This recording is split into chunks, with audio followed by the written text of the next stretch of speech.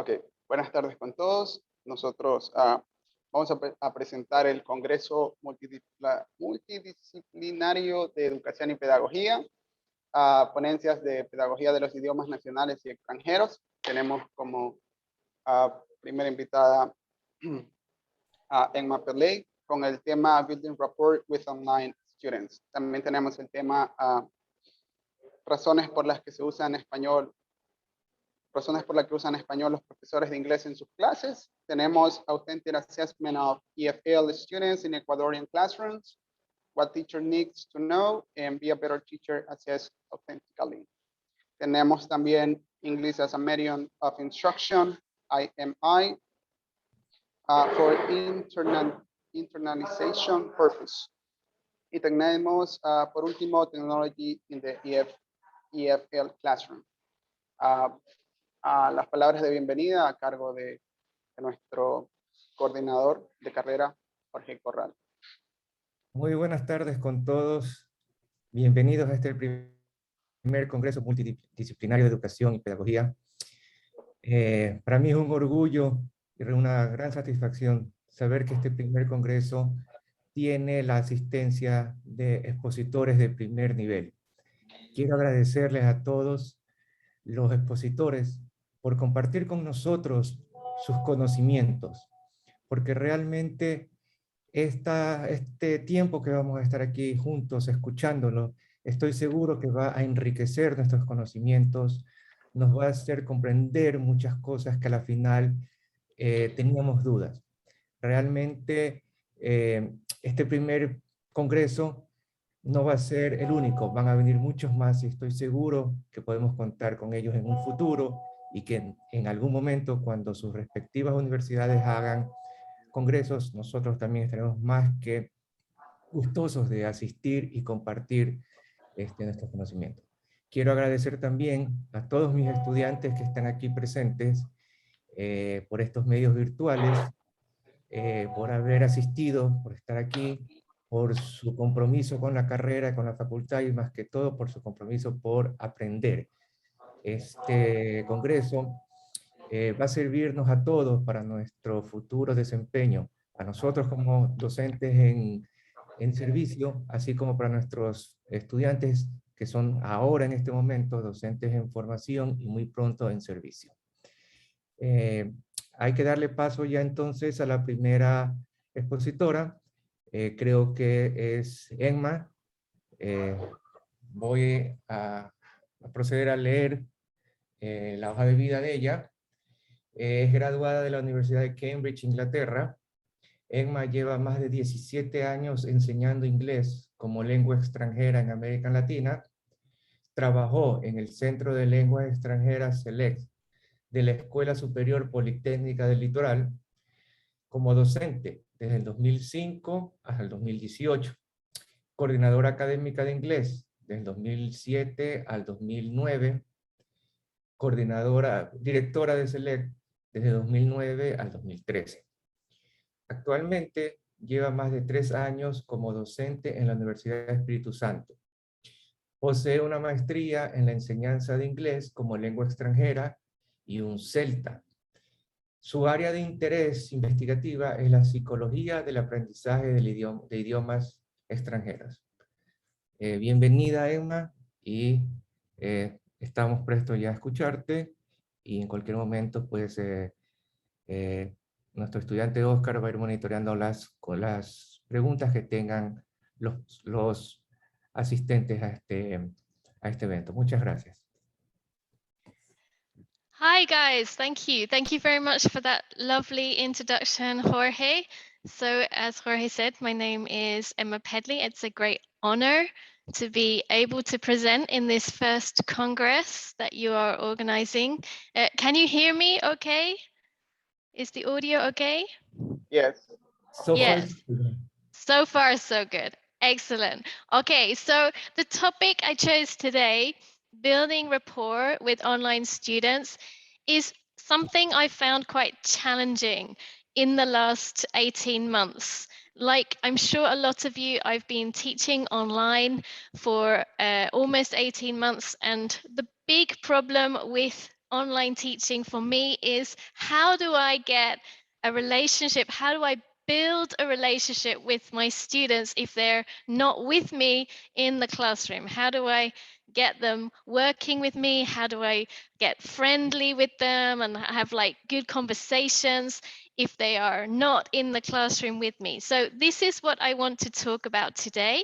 And I'm going to give you 4 tips on, these are my tips on how to build a good relationship with your students. As you can see, my slides are in Spanish, so I apologize if occasionally I forget and start speaking Spanish, but I've been asked to present in English and give my slides in Spanish. Okay, so there are 4 things that I think a good teacher does when they teach online to build a relationship with their students. Firstly, you have to take positive energy into the classroom with you. Secondly, you need to show respect to your students. Thirdly, you need to comment on the content. I'm going to explain these a bit more in a moment. And finally, you need to personalize the classes. Okay, so we're going to start with the first one, number 1, and that is take positive energy into the classroom. Now, I believe in this. If you're teaching online or if you are teaching in a classroom, it's super important to come to the classroom with lots of energy, with lots of motivation to teach. Your students, you don't know where they've come from. You don't know if they're happy, they're sad, that maybe they just got bad news, maybe they're tired. You have no idea, but it's your responsibility, my responsibility, to come and energize the classroom for them. So that means we have to be motivated before we get into the classroom. Now, this isn't always easy. I know sometimes as a teacher, you're tired, you're stressed. Maybe you want to see your students physically, but they're online, you're demotivated. So I actually find it's a good idea before I go into a classroom online to listen to some really, really happy music. This is what I do. I'm a particular fan of the 1980s music. I don't know what your tastes are, but I love like happy, energetic music from the 80s. So I listen to some music, I get energy, and then I take that energy into the classroom with me. The second thing that you have to do is to smile and laugh. And when I say laugh, I mean laugh at yourself, make jokes like I just did. Oh, I like to listen to 80s music. Make jokes, try and make it funny, personal for your students. And one thing you'll notice that I'm doing is I'm using lots of gestures as well. So I'm not just smiling, I'm concentrating on the camera, making sure I use my facial expressions, I use my hands gestures. So there's movement. Now, when there's movement, it's kind of more interesting, it's animated, it's dynamic, it's going to get your students more interested in the class because they can see that you are interested in the class. So give it an extra 10%, a bit more exaggerated than real life. You can pause more, you can use your hands, use your face, and that's going to project your energy in the classroom, even though you are online. The third thing I would recommend is to always welcome all your students to class. Now, this really depends how big your class is. I have classes of maybe 25 or less that I'm very lucky. If you have more than 25 students, this is maybe difficult to do, but with 25 or less, I recommend that you say hello to all your students. So when I take the register, I'm like, you know, Fulanito, Juan Perez, and he'll say present, and I say, hi, Juan, and then Maria Moreno, present, hi, Maria. I say hello to all my students. This creates this idea that the students are important to you. You are noticing that they are there, you're noticing that they're in class, they're paying attention, and that's important to them. They're not just watching a screen, they're not anonymous in your class, they are important to you. You mention them by name and you say hello. Now, if you have a very big class, you might just need to say, like I did at the beginning, hi guys, welcome, thank you for coming. But if you have a smaller class, I recommend you try and mention them by name. Okay, so that's tip number 1, take energy into the classroom. Tip number 2 is show respect. Now, this is kind of obvious, right? But we sometimes, I think when we're stressed, when we're in a hurry, we might forget some of these points. So I'd like to talk about them for a moment. First of all, coming to class on time and prepared is super important. It shows that you care, right? It's not just about meeting your institution's needs. It's also about showing your students, okay, I'm here on time because I want to give you the best class. I want to provide the best service. You're worth it. Okay, so being punctual and being prepared, making sure you have your slides or your book, make the students feel like you know what you're doing, right? You're there for them. You didn't just like turn up like, oh yeah, like what are we doing? What page are we on? No, you know where you're at because you respect your students. This is going to create a good relationship with your students. The next thing, recognize their participation. I always try and thank my students every time they participate. Thank you for the participation. I often mention their names. I'll be like, okay, Maria, Juan, and Arturo, thank you for your post. Thank you for your chat comments. I thank them so they know I'm watching them. I'm listening to them. They're important to me. I always thank students. So even if their participation is incorrect, like they've written something really badly or their pronunciation is terrible, I still say, thank you. Thank you for participating. Treat students with equality. Now, again, this sounds obvious, but I'm not just talking about like treating men and women the same or treating people from different ethnic minorities the same. I'm not just talking about that. I'm talking about treating every student, giving them the same opportunity to learn. So sometimes we get students who are very enthusiastic and want to answer every question, and they're constantly writing on the chat. That's fantastic when we get those students. But we have to be careful to allow time for other students to also participate.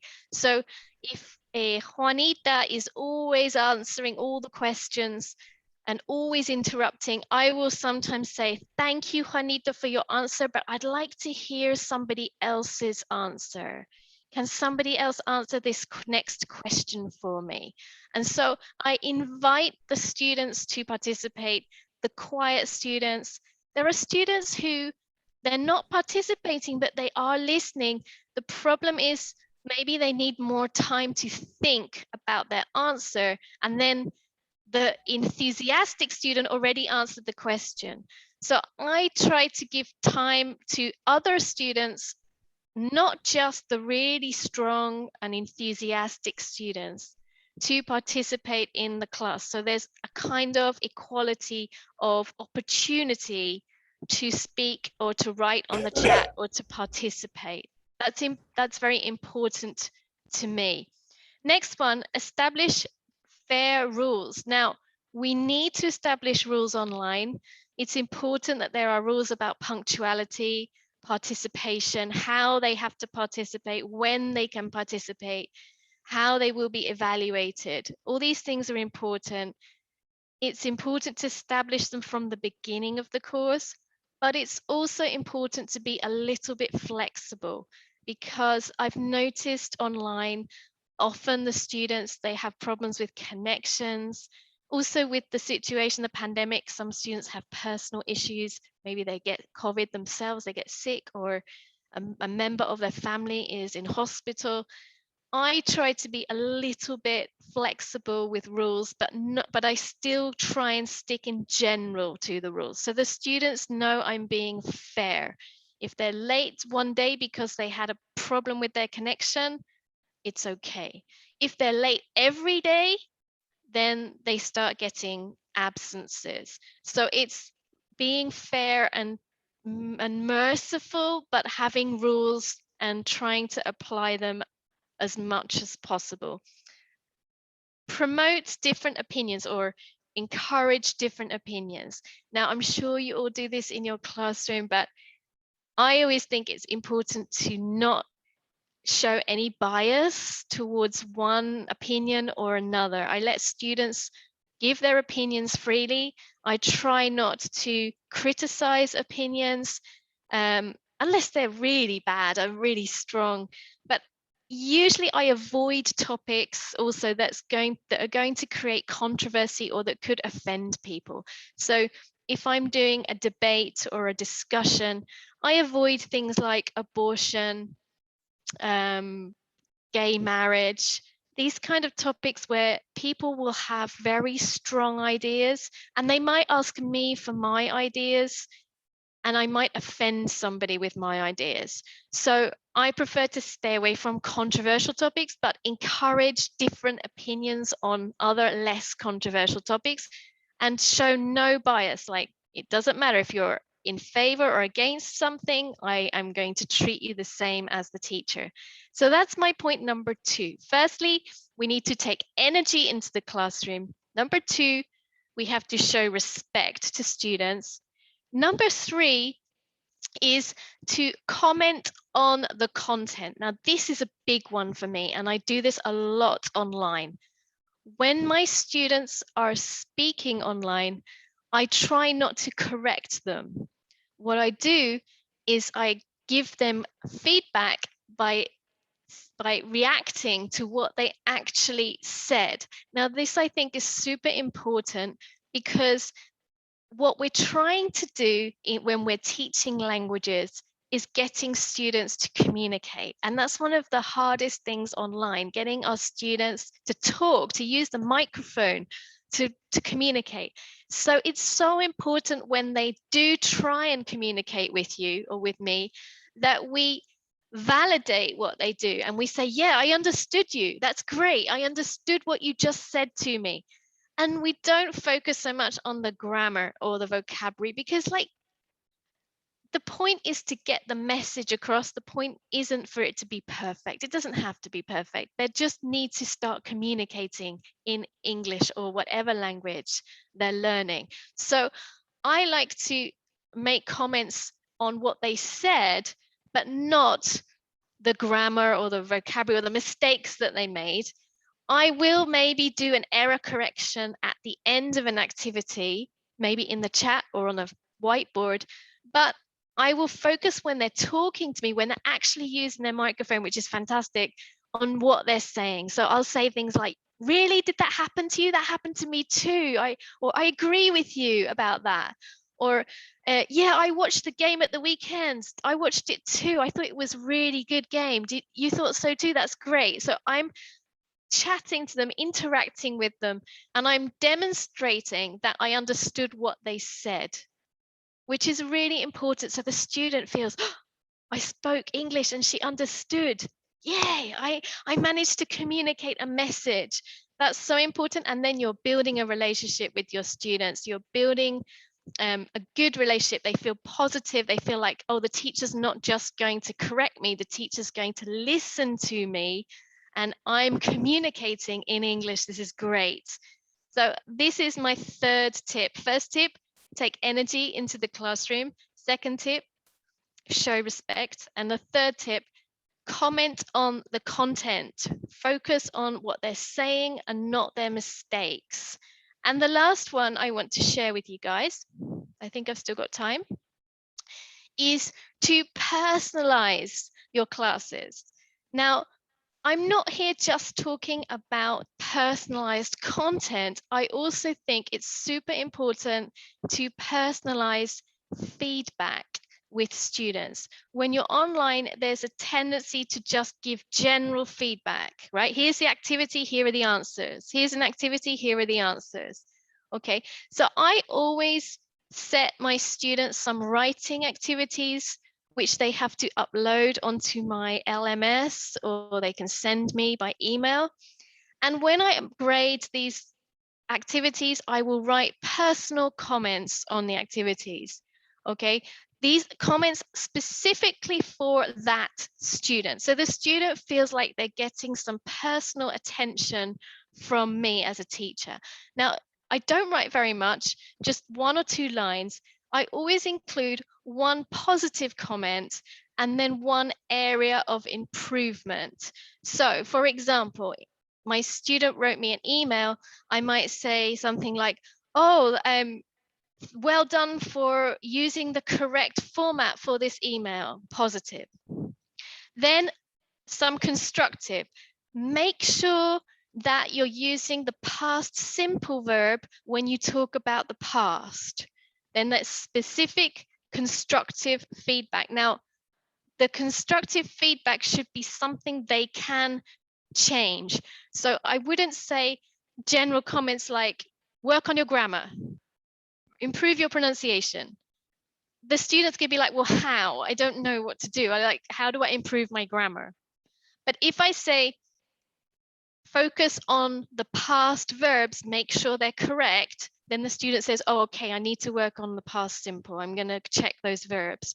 Or if I say, make sure you use a period at the end of sentences, the student will be like, oh, okay, oh, I need to check my punctuation. It's more specific and it's personalized. Now that's in private, that message that goes specifically to that student. So I'm not intimidating the student or humiliating the student in front of the other classmates. It's personal and it's private. And that's another way to build a good relationship with your students.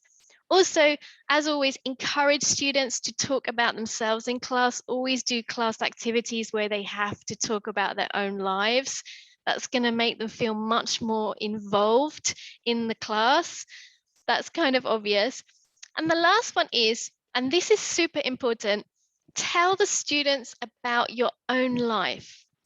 Help the students to get to know you as a teacher. I've learned in my 17 years experience that students love knowing gossip, getting gossip about their teachers. They love it.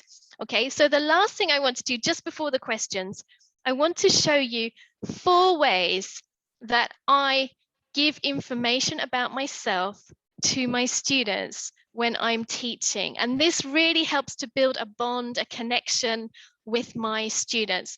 So the first thing that I do, and I'm doing this on Monday, I've got a new class on Monday, is I give them my autobiography. It's 1 paragraph, a short biography about me. And I get them to ask me questions, like read the autobiography and then ask me questions. What else would you like to know about your teacher? That's one good way. And you can also ask the students to write their own autobiography as part of that first class when you're getting to know your students. And you have a great opportunity to get to know your students, but also to check the level of English they have. And that can be really nice. I also get my students to share their autobiographies on a forum so they can read about each other and they get to know each other. All of this actually creates a more friendly, happy atmosphere and better relationships between students and between you and the students. Second thing, true, false. I often write sentences about myself on the board and then I ask the students to guess. Do you think this is true or false? What do you think? So things like, I am British, I used to live in Germany, like I'm not married, sentences like this, and they have to guess true or false. Now, if I have a mixed class where some students already know me a little bit and other students are new, this works perfectly because the students who know me are like, oh yeah, I think I remember she said about that last class. And the students who don't know me, they can just guess, right? They just guess. That's a good one. Next one, guess facts about your teacher. I show my students lots of photos or pictures, and they have to guess facts about me. For example, I show them flags of countries that I used to live in or languages that I speak. I show them photos of my family. I show them photos of hobbies that I have, and they have to guess, oh, Miss, I think that's your husband. I think those are your children. You have 2 children. Is that correct? And they guess things about me. That was another good one. And the last one, and this is my favorite of all of them. This is an activity you can do with your students at the beginning of a class, okay? And what you do is you show them a photo and you ask them questions. So if you look at the photo there of a little girl skiing, I would like show them the photo and say like, where is she? What's she doing? Is she happy? Is she having fun? Okay. And then I will say, and who is she? And the students usually say, oh, we don't know, miss, it's just a little girl. And I always say, that's me, guys, that's me. That photo is actually of me when I was 6 years old in Austria skiing. And so I tell my students, that's me. Didn't you recognize me? And they find that very funny. And that's a great way to start a class, with a photo of yourself, but really old photo. If you're old like me, that's easy. A really old photo, and you get the students to guess who is in the photo. Okay, that's it, Oscar. Thank you very much, guys. There's a summary of the points. Any questions? Yes, I'm gonna read the questions. So they have already read or write 2 questions. The first one is from Chente Ibiza. So he said, there are many types of research and approach from Western countries, but Latin American is a little bit different. I mean, is there any customized method to learn English in Ecuador? Customized method. Okay, so the common method is the communicative approach, right, which is what most textbooks follow right now. So it's usually presenting language in a text, listening or reading, then analyzing an aspect of the language, like a grammar aspect or vocabulary, and then practicing it through activities which get progressively more communicative. So the first activity is very limited, like just fill in the gaps, and then you'll get to activities where it's more speaking or more writing, and the students, we call them freer activities. The students can do more free things with the language. That's the standard way to teach nowadays, I think. But it is true that there are many different methodologies, and different methodologies work for different students. So I wouldn't say that there's one correct methodology, but the most common in textbooks, I think, and certainly the one I use, is the communicative approach. All right, so thank you very much. And the last one, or the last question is, as the English teacher that I am, I have found negative students in my class. I meant their behavior into the class was so negative. How can I handle those situations? Okay, so first of all, I need to know, how old are the students? What's the age group? Michelle Montes, can you answer that question, please? How old are your students, Michelle? 16 and 17. Okay, all right. And when you say negative, do you mean they don't participate, or are they just, when they participate, they're rude, or they don't listen?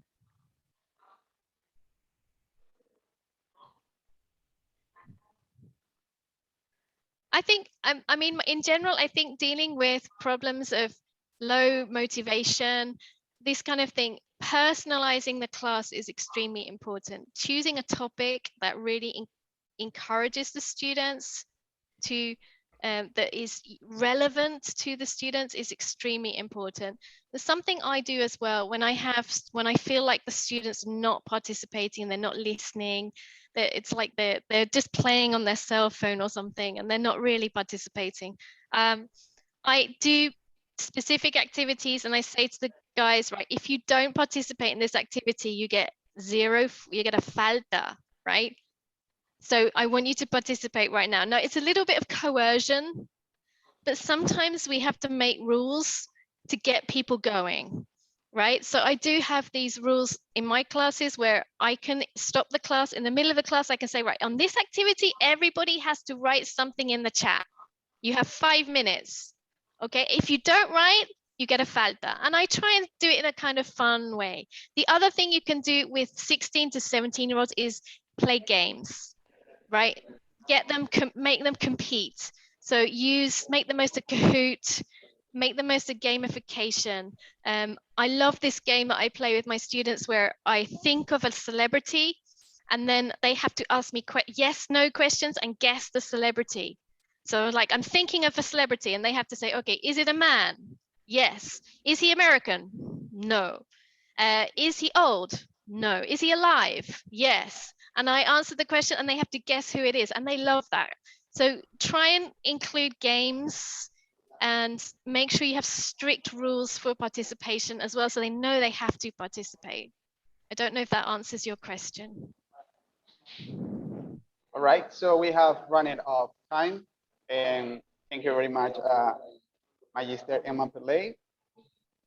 Thank you for inviting me. Okay, so the coordinator is going to say something. Oh, thank you very much, Emma. Excellent presentation. And we hope to have you again in our next Congress. Thank you. Now, let me see. Nuestro siguiente participante es Diego Cristian Cajas. Su tema es razones por las que usan español los profesores de inglés en sus clases. Diego Cajas tiene un doctorado en lingüística aplicada de la Universidad de Warwick, Reino Unido. Su formación académica se ve enriquecida con años de formación educativa y experiencias académicas. Trabaja en la Universidad Nacional de Educación, en el programa de pregrado de enseñanza del idioma inglés, donde se desempeña como director. Sus intereses de investigación giran en torno a la política lingüística y la innovación curricular. Tiene 17 años de experiencia en la enseñanza de inglés como lengua extranjera, en educación primaria y secundaria. En la última década ha trabajado en la formación inicial y en programas de posgrado en docencia e investigación en inglés. Le damos la bienvenida a Diego. Good afternoon, everybody. Good afternoon, Jorge. Thanks for the invitation. Good afternoon to all colleagues that have that are here listening to this presentation and to this wonderful event. As Jorge said, my presentation today is the result of a study that we conducted in the National University of Education in UNAE. So I'm going to share now my screen. And one of the, I would say one of the most difficult topics or the most debated topics in the area of English teaching is the use of L1. So sometimes we have gone from the opposite side, some people suggesting that we have to use it, some other people saying that we don't have to use it at all, and some other people saying that its use has to be regulated. However, at least in the country here in Ecuador, there have not been studies in relation to the use of Spanish. And most of the ideas, and I want to emphasize the word ideas that we have in relation to the use of Spanish is given by some people, by some trainers, without having done research in this area. I want to emphasize also that research is very important because through research we can talk, we can say something, and something that is based on data. Data is very important. Otherwise, as I always mention to my students, whatever we say remain in perceptions. Now, this is my presentation today about the use of Spanish. Is part of a bigger project that was that started in 2018 and was funded by the National University of Education. And the name of this project was caracterización de los factores que impiden o facilitan la enseñanza y aprendizaje de inglés como lengua extranjera en las escuelas de educación básica y bachillerato de la zona 6. Un estudio exploratorio. You know, the Zone 6, the provinces that are within the Zone 6 are Azuay, Cañar, and Morona, Santiago. If this study has different parts, we have discovered different, very interesting information about the factors that facilitate or make difficult the teaching of English in this zone. But today, I am going to focus only in the use of Spanish. This study started in 2018, and until now, we continue working on the final analysis, and this is a 3-year study.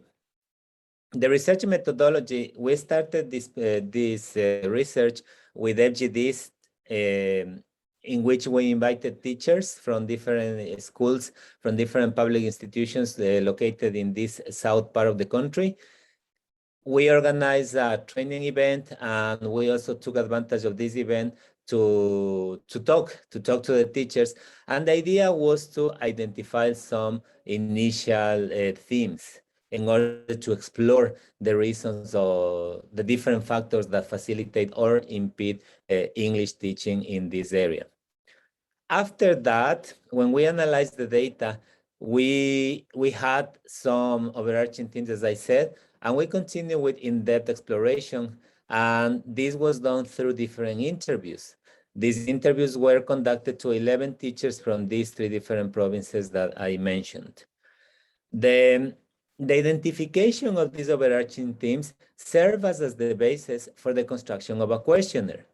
This questionnaire contains 16 items, and when we constructed this questionnaire, it was administered to teachers in this zone, and we have some interesting results.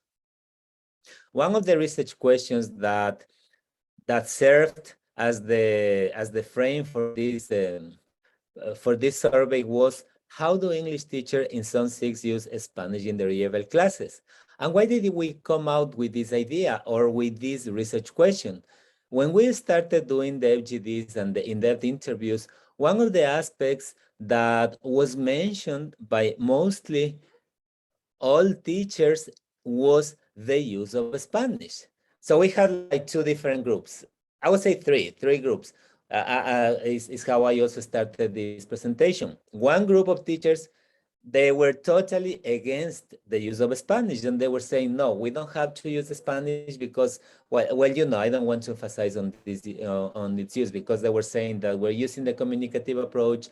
The communicative approach says not to use L1 and different ideas. So on the other hand, on the other side, we had another group of teachers that were saying, no, we have to use the Spanish because through Spanish we can motivate our students, through Spanish we can make our classes more inclusive.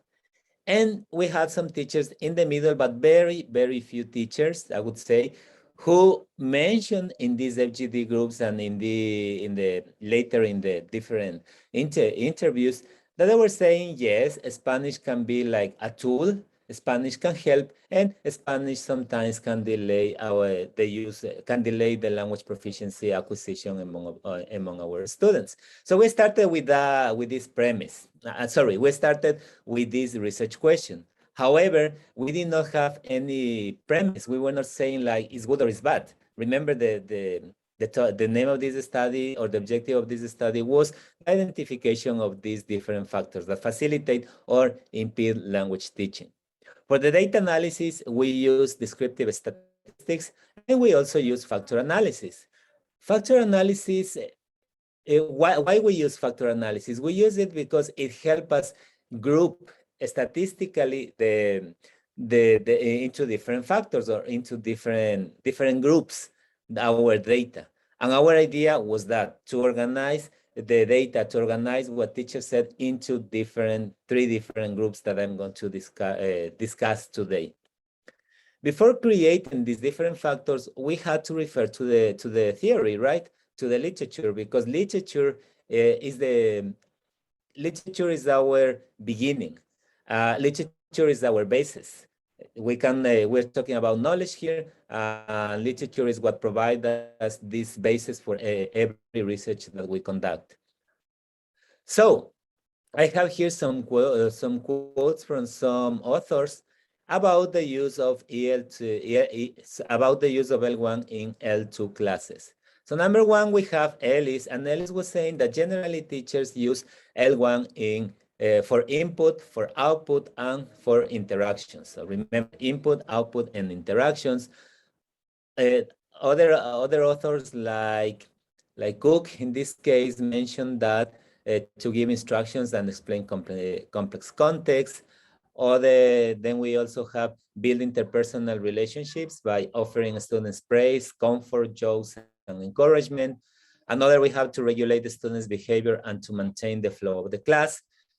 And also we have to clarify and negotiate the meaning and to provide metalinguistic comments. So this is more related to when we comfort our students, like those encouragements. Until now, I'm not saying, and that was not part of our study, to judge the use of Spanish. And that is also something I want to emphasize.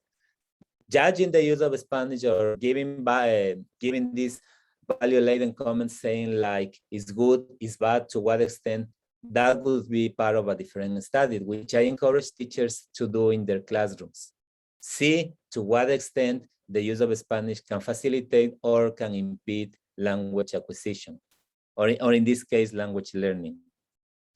So the socio-demographic profile of our participants is the following. So we were able, because it was in time of pandemic, we had to move. Originally, it was planned to have this questionnaire paper-based, and we were going to visit different schools. But unfortunately, as all of you know, we had to, it was the beginning of this virus, and then everybody was like, I would say, trying to cope with their own classes. We made this survey online. We sent to teachers in Zone 6, and we received 57 responses. And the characteristics of the respondents were majority of the teachers, as you can see here, 21 teachers that were between 6 to 10 years of experience, and more than 15 years, 6 teachers, and from 11 to 15 years, 16 teachers. And beginners, I would say, what do I say, beginners or new teachers, because they were from 0 to 5. Remember, I'm talking about only 2 public school teachers. As you can see, somehow we had more or less kind of variation in our respondents in terms of teaching experience.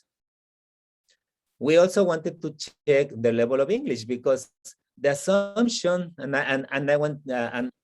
I say this word assumption and emphasize the word assumption, is because people tend to believe that teachers whose level of English is low use more Spanish in the classes, or L1, whereas teachers whose level of English is high use lesser Spanish in their class. It's kind of correlation between language proficiency and use of L1 in Spanish, which proved to be wrong, at least in this study, because you can see here, there was a correlation between the use of Spanish and language proficiency, and unfortunately, and there was not any significant correlation, which means that the use of Spanish does not depend on the language proficiency that teachers have, at least among the respondents, at least with the 57 teachers who answered this questionnaire.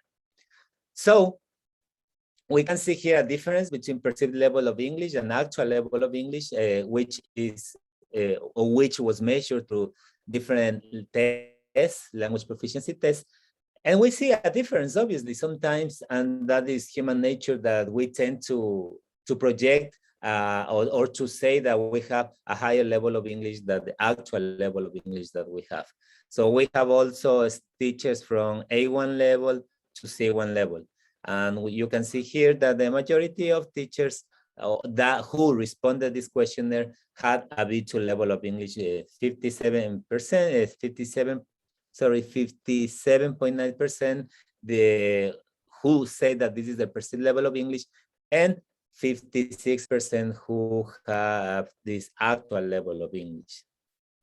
Now, After this, in this part of the questionnaire that focus particularly on the use of English, on the use of L1 in the classes, in this case, Spanish, we analyze this through a factor analysis. As I mentioned before, factor analysis is a statistical procedure in which we group the different items into different factors.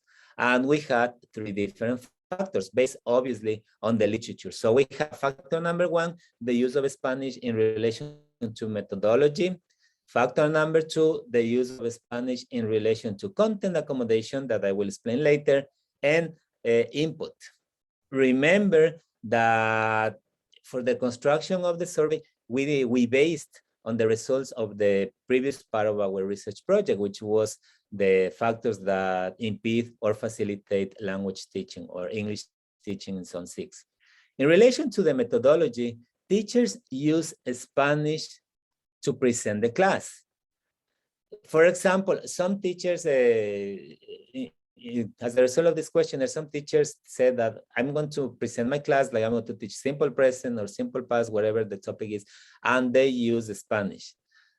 Other also to give instructions to help the students produce the language. But I want to emphasize too that the order, right? The order, the part that appears first is when teachers use the most, the highest. So majority of teachers use the Spanish in relation to methodology to present the class.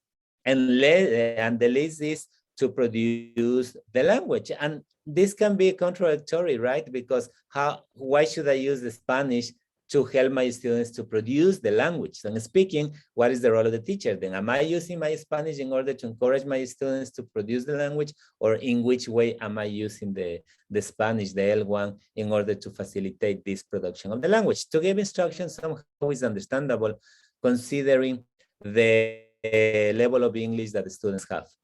Also, in the next factor that we have content accommodation means that how we accommodate the content. So we have children, and teenagers.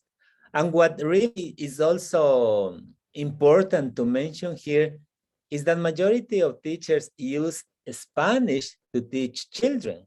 And remember, as I said, if we base our beliefs, our perceptions on data and on literature, when we teach children, we should use a lot L1, L2 rather than L1, because children are in this stage in which they acquire the language, and they need a lot of input in L1, which is English in this case.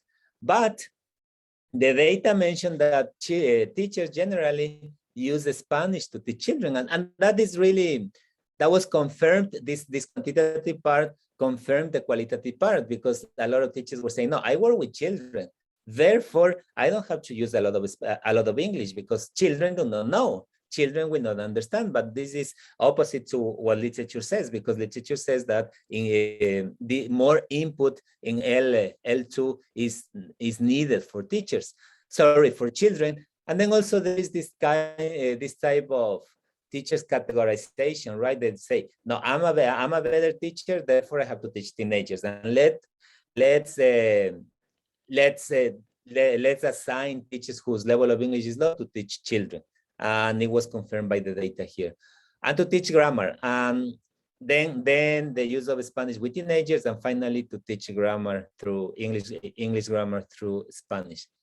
Input is also very important. And teachers or respondents in this part mentioned that they use Spanish when they have problems to express themselves. And obviously that part can be related to the proficiency, language proficiency. My proficiency is not good. Obviously, I'm going to use Spanish in order to make myself understand, but in order to make myself understood, sorry. But remember that there was not such correlation between level of proficiency and the use of Spanish. To motivate the students, teachers use Spanish to motivate the students, to call the students' attention, and to explain the class content. So generally, these are the uses of Spanish. It's how teachers, or at least the respondents from Zone 6, how they use Spanish in their classes. So we have some conclusions now. Something to analyze, right? Something to think is the use of Spanish among EFL teachers in their classes cannot be denied. And I want to insist on that a lot of people are saying, you don't have to use Spanish, you don't have to use Spanish. And I have attended many meetings with teachers and also in trainings. And it's like the denial, right? We all deny. A lot of English teachers are asked, do you use Spanish in your class? And a lot of teachers would say, no, I don't use Spanish in my class. So that is something that which cannot be denied. We all use the Spanish in a way or another. When the use of L1 is reduced to mere translation, it does not facilitate language acquisition. And that is something that we have to consider as English teachers. When I just translate, when I'm saying something and then right away translate, it does not add anything to our students. So I'm not in denial of the use of the language. I'm not saying it is good or bad, but when it becomes just translation, mere translation, our students do not make any efforts in understanding the class.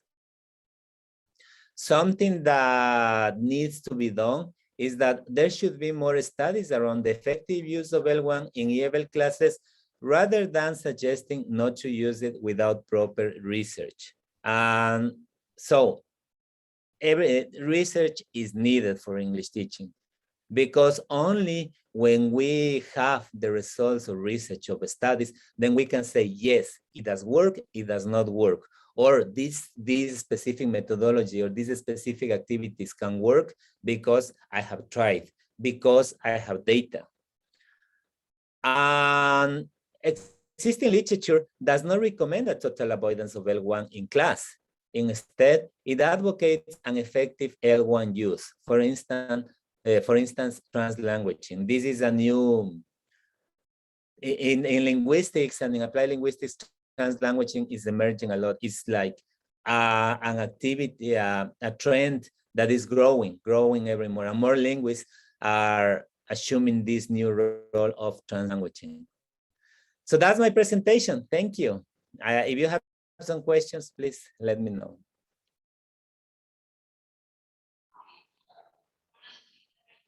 Okay, let me read the questions. The first question is from Risa Vasquez, and she said, we know that students learn in different ways. We also know that the teacher has to study the students' needs in order to guide or help them. So how do you identify the group of students who need to listen to the modern language in order to make learning more effective?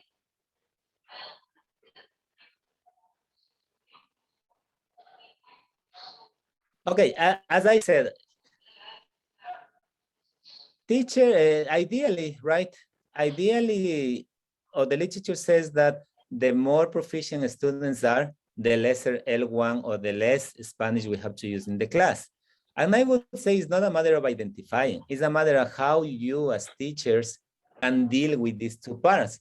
And well, I hope there would be another time in which we can talk about translanguaging, or I suggest you to read about translanguaging, in which there is a use of the language of L1, an active use of L1, and then how students combine L1, how students use L1 to produce L2.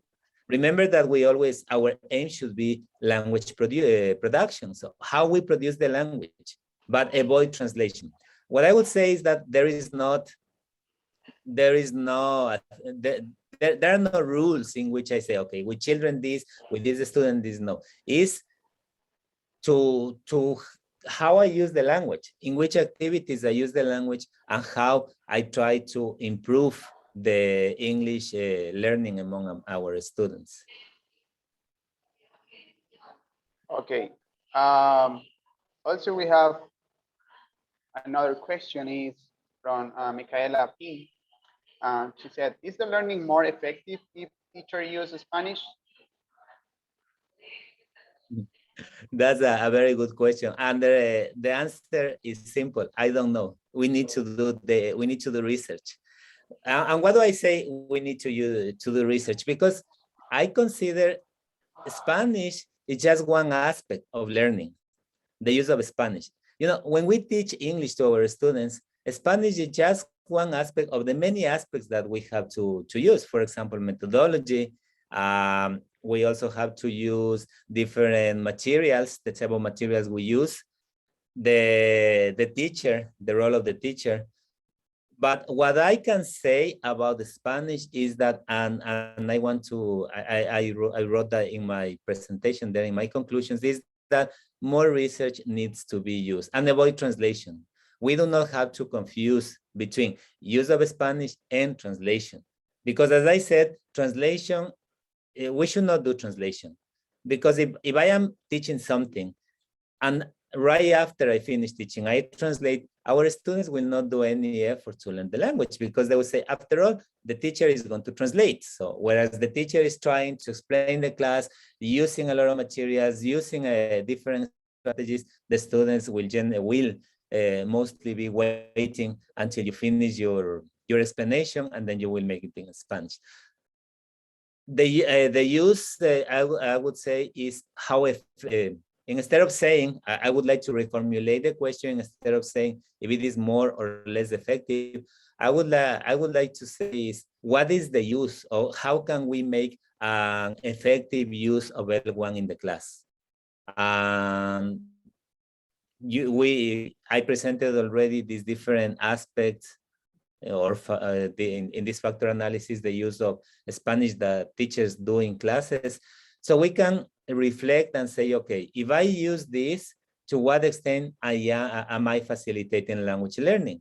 So if I, for example, if I am motivating students, can I motivate our students using L1, or can I motivate students using L2?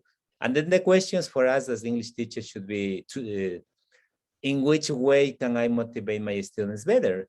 For example, if I want to motivate my students with 0 level of English, and I learned these very nice and very motivational phrases, and I want to give that to my student, and my student does not understand at all, I think that role of motivation might not be well accepted. So that is more of reflection, and it really needs more research, at least in this part.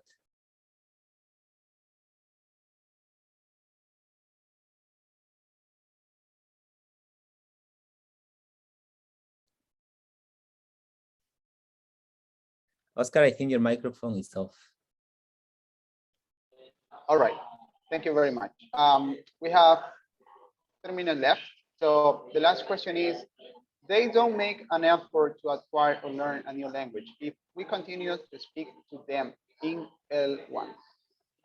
Yes, true.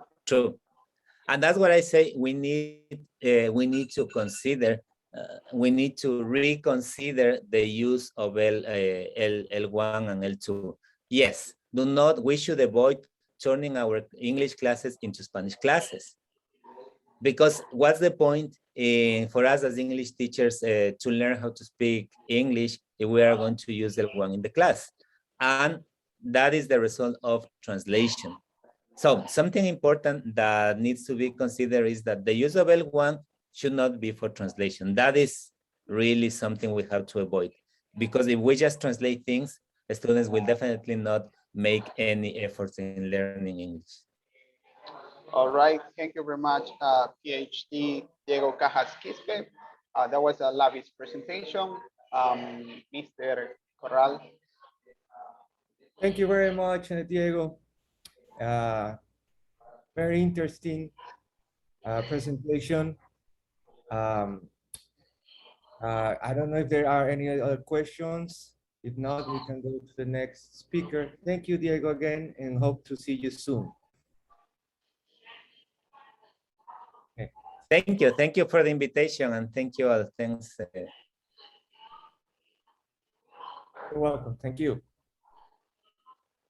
La siguiente es la licenciada Sandy Soto. El tema Authentic Assessment of EFL Students in Ecuadorian Classrooms. What teachers need to know, be a better teacher, assess authentically. docente de inglés de la Facultad de Ciencias Empresariales, Universidad Técnica de Machala, coordinadora del grupo de investigación ELT Innovators, Universidad Técnica de Machala, socia de la Asociación de Lingüística y Filología de América Latina. También acabo de compartir un link, Oscar, Sí. si tiene alguna información al respecto. Sí, a todos los presentes de hoy, en el siguiente link se van a poder registrar, a todos los que pertenezcan a la carrera de idiomas, se van a poder registrar en este link. Esta es la instrucción básica. Entonces, alguna novedad igual la hacen saber por el chat o, sí, por el chat. Ok, ahora sí le damos paso a Magister Sandy Soto. Okay, thank you very much. Good afternoon, everybody. Thank you, Jorge, for the invitation. Thank you for the thank you to the organizing committee as well for inviting me to be present in this so important event, an event that is definitely an important step for contributing to education of EFL in Ecuador. Okay, so I will start sharing my screen so that I can present the work that I have prepared for you today.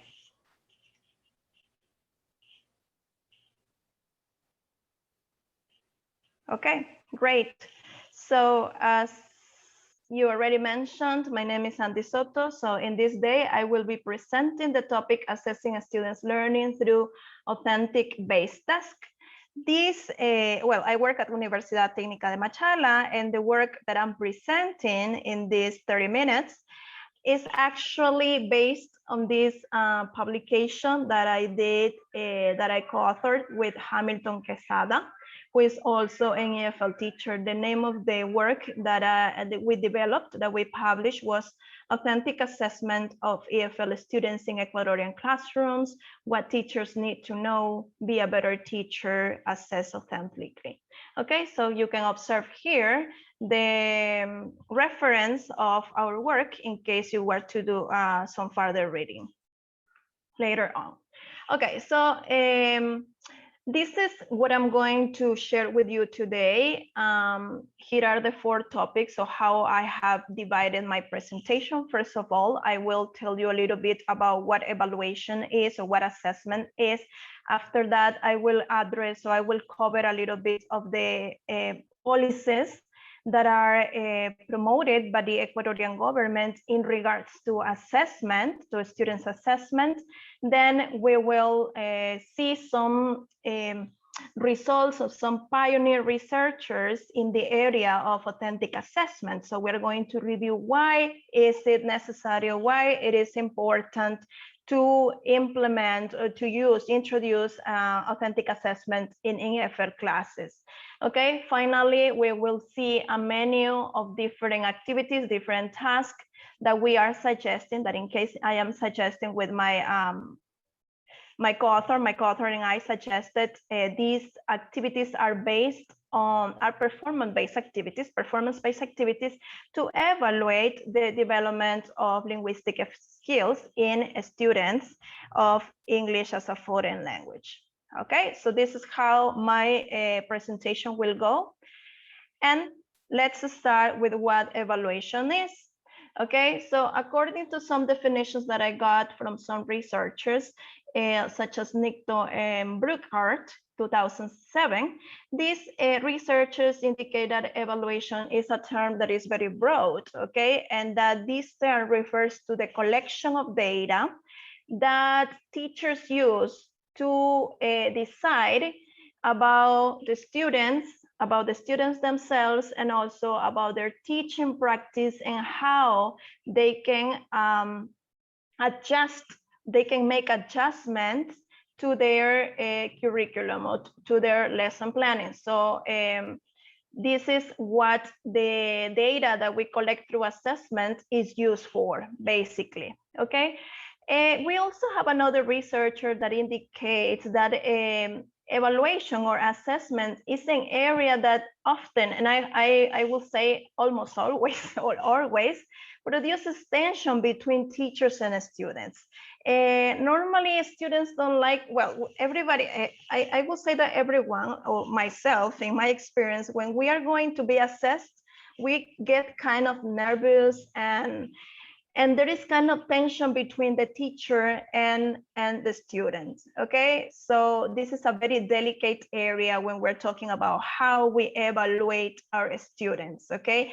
And the outcomes that we get normally in evaluations, because if we are stressed out, usually we don't get good grades, even though we are good students, okay? Or we are good performers during our regular classes. Okay, so in this sense, it is important that teachers reflect upon how we can collect this data by having our students work in activities that are more authentic, that are more meaningful to them, instead of just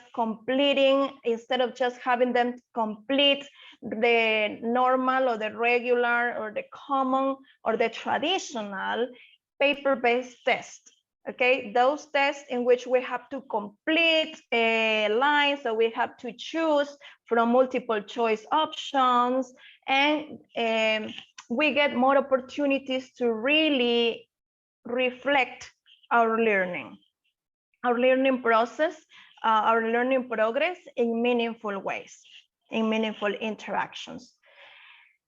Okay, now let's move on to the next topic, and we're going to review a little bit about the policies that are promoted in Ecuador, and the policies that have been implemented, that have been recently implemented to regulate and also to try to improve assessment practice in the classrooms of Ecuador, in our classrooms all over Ecuador. Okay, so I have selected some two topics that are related to the policies for these presentations. The first one is based on what the law of education says regarding assessment, okay?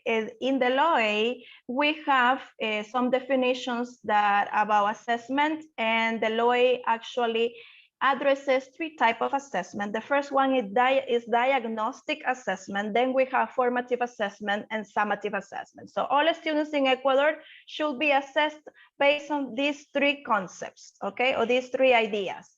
And regarding formative assessment, the law establishes that this type of evaluation should be done during the learning process, okay, with the purpose of allowing the teacher to make adjustments to the teaching methodology or the teaching process or the teaching practice that this teacher does, and to keep the teacher himself informed about the progress of the students, and also to keep the other agents of education also informed about the progress of their students.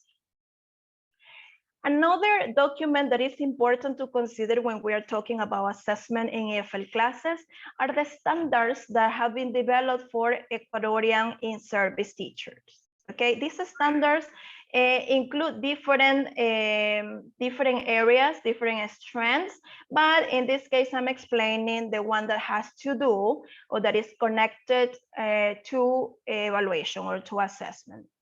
In the standard that covers the information about evaluation or the skills of teachers, these are the skills of teachers, so the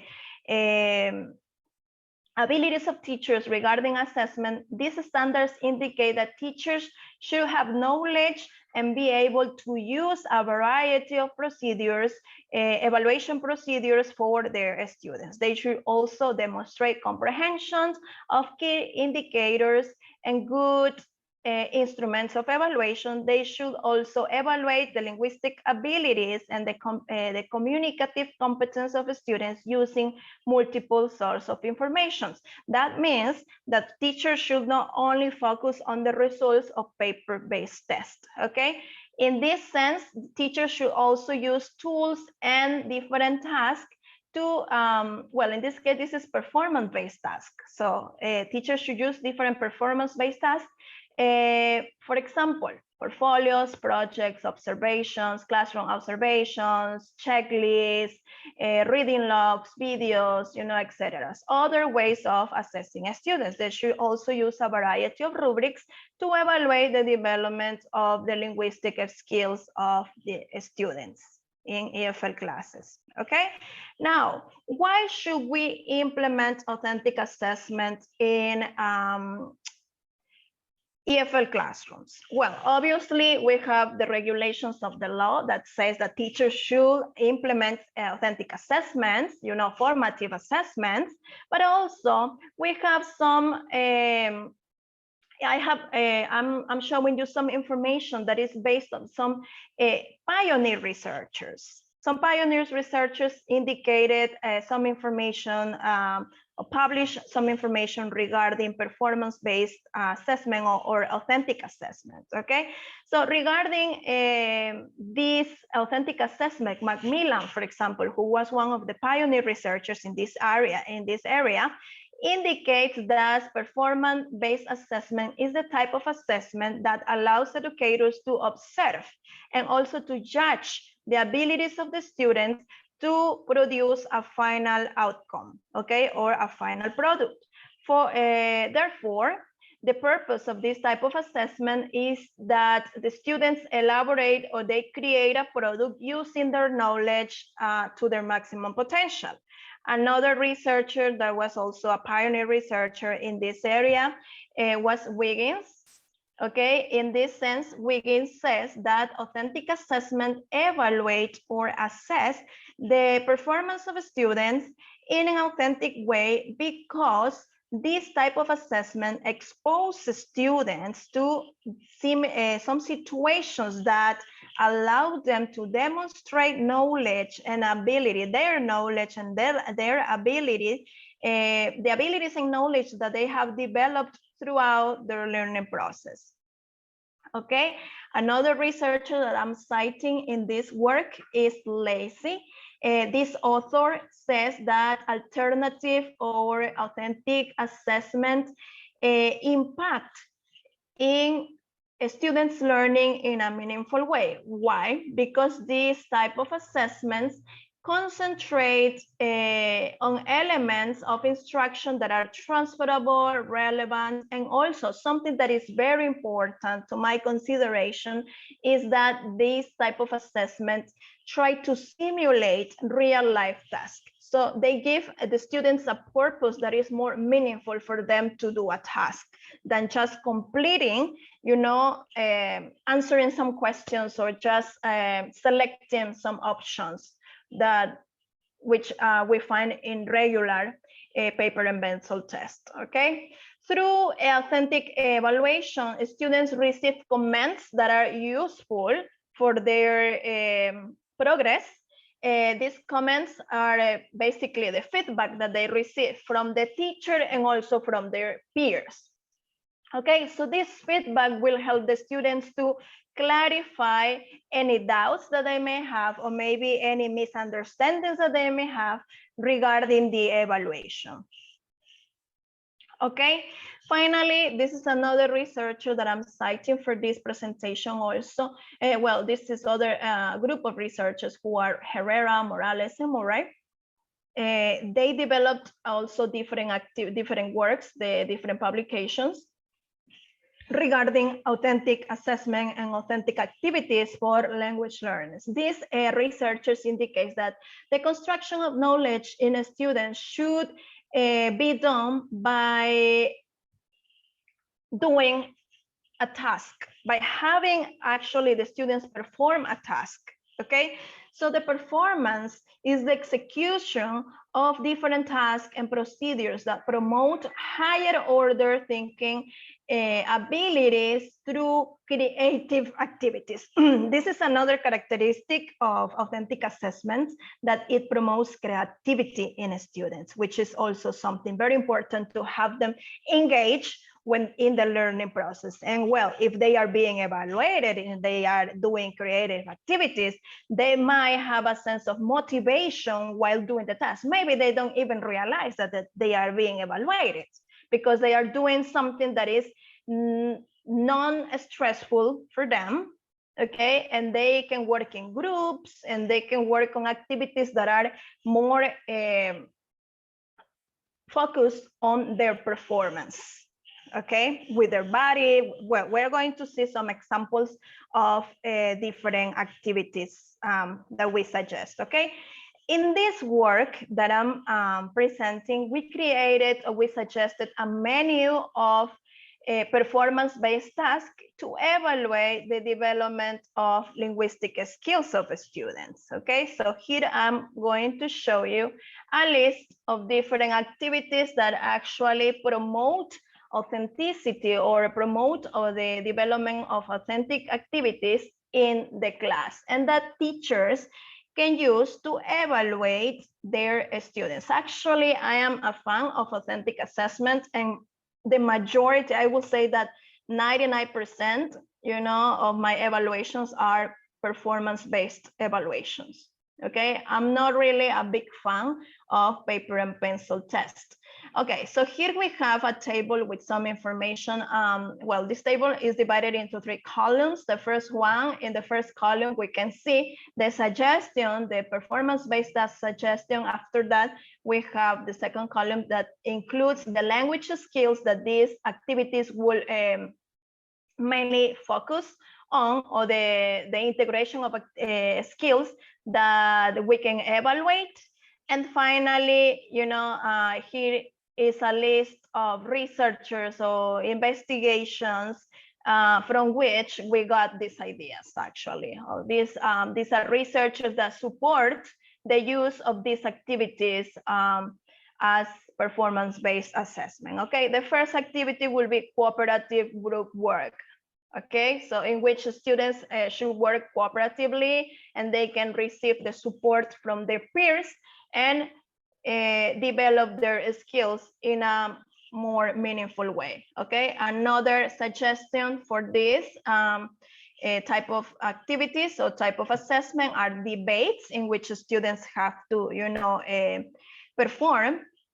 It will be something similar to a role play here. So we have debates also.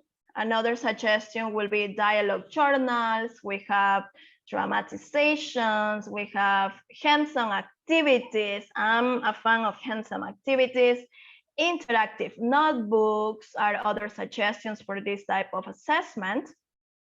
Okay, we have journals, logs, oral presentations, interviews, reports, picture cute descriptions, okay, portfolios, projects, radio, broadcasts, and you can see that almost all these activities that we have suggested here integrate different language skills, so that you can evaluate not only one language skills, but you can evaluate different language skills at the same time. Okay, so here we have in this menu, we also have reading and writing responses, role plays, singing songs, you know, song singing, story, or text retelling is another type of activity that we suggest. Okay, so I guess we have reading and writing responses. We have video clips. I'm sorry, I think I duplicated the last slide. Okay, video clips is another type of activity that we can have our students develop in order to evaluate their skills, okay? And in this case, we can see listening and speaking as the language skills that we are evaluating through this activity, but actually depending on how we elaborate the activity or how we propose the activity, we can actually also evaluate the other skills as well. So it depends on the teacher, actually, how the teacher proposes the activity and all the steps that the students have to follow in order to complete the activity. So I guess I will say that in one activity, and that is what I normally do, in one activity, I get to evaluate all the skills of my students, you know, all listening, speaking, reading, and writing, okay? So here I'm showing you some examples, some pictures of some activities that I've done. Unfortunately, I don't have many pictures of the different activities that I do of the different performance-based activities that I do with my students, but I have collected some pictures that are also part of another publication regarding authentic assessment and authentic activities. Okay, here we can observe role plays. For example, we are observing the pictures of my students performing the activity, but behind this performance, the students had to get together in cooperative work, you know, and do some cooperative activities. They had to get together, they had to read, they had to write, and actually, and during the performance of this activity, they had to listen to each other, and they are speaking. So as I already told you, it depends. Here we are only observing like the final product, but behind that final product, we also have the other skills working. Okay. Oral presentations. Here are other examples of activities that my students have done. Here we have oral presentations. Same thing with role plays. Behind the presentation, behind the oral presentation, there are other activities done: reading, writing, and listening as well. Okay, and the final product, which is the oral presentation, is basically the speaking. So, but with this activity, I evaluate the other skills as well. Okay, here we have interviews. They work in similar ways. Okay, and here are video-based presentations. These are normally presentations that students do as autonomous work, in which they have to present, or they have to explain a topic, or that they select, or that a topic that I have assigned. Another possibility for the activities that I do regarding video-based presentations are, like, for example, my students have to record themselves explaining the topics that we have studied in the previous classes, and so on. Okay, so these are just some examples of some ideas about what type of activities we can do, authentic activities we can do to evaluate our students in different and meaningful ways. Okay, so that they don't get all stressed thinking about if they are going to do well or not on the test, if they chose a correct, you know, response on the text or not.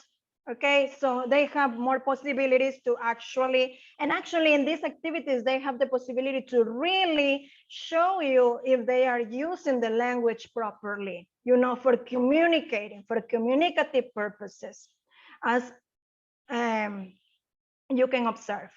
Okay, so I guess this is all that I'm presenting for you today. So I guess I finished a little bit early. And if you have any questions, and by the way, if you have any questions regarding how we assign a grade to this type of assessment, since we don't have, you know, like mark 1, 2, or 3, you know, the grade, the way that we normally grade on paper-based tests, well, for evaluating or for grading this type of activities, we can use rubrics, we can use checklists also, which have different indicators about the different things that we are going to evaluate in the activity. Okay, so if you have any questions about my presentation, I'm all ears. Okay, I have got a question here. We have from Chenti Visa. He said, is there any assessment plan focused on Ecuadorian B2 context? By the way, thanks for existing. You're an excellent professional. Oh, thank you. An assessment plan, what do you mean? I don't really get you about an assessment plan for B2, because well, my presentation was actually focusing on the assessment that we conduct with our students in the class. I'm not sure if I got the idea of these questions, if I had the idea clear. Okay, so now let's move on to the second question. And the second question is from Paul Morales. And he says, nice presentation. What do you think about the reliability of assessment in the pandemic? Reliability of assessment in the pandemic. I think this should be something, I will say that this is a win-win situation. And what I mean is that, well, we teachers do our best to teach our students and to make them learn, you know. We do our best planning, we do our best preparing our classes for, you know, for them to learn. But it is also a responsibility of the student to learn. So if you really want to learn, you should be honest with your process, with your learning process. Okay, so for example, let's suppose that I ask you to do an oral presentation now that we are in this virtual process. I'm going to evaluate an oral presentation, and obviously I don't have access to you, you know, in your house, because I can only see you behind the screen, you know, through the screen.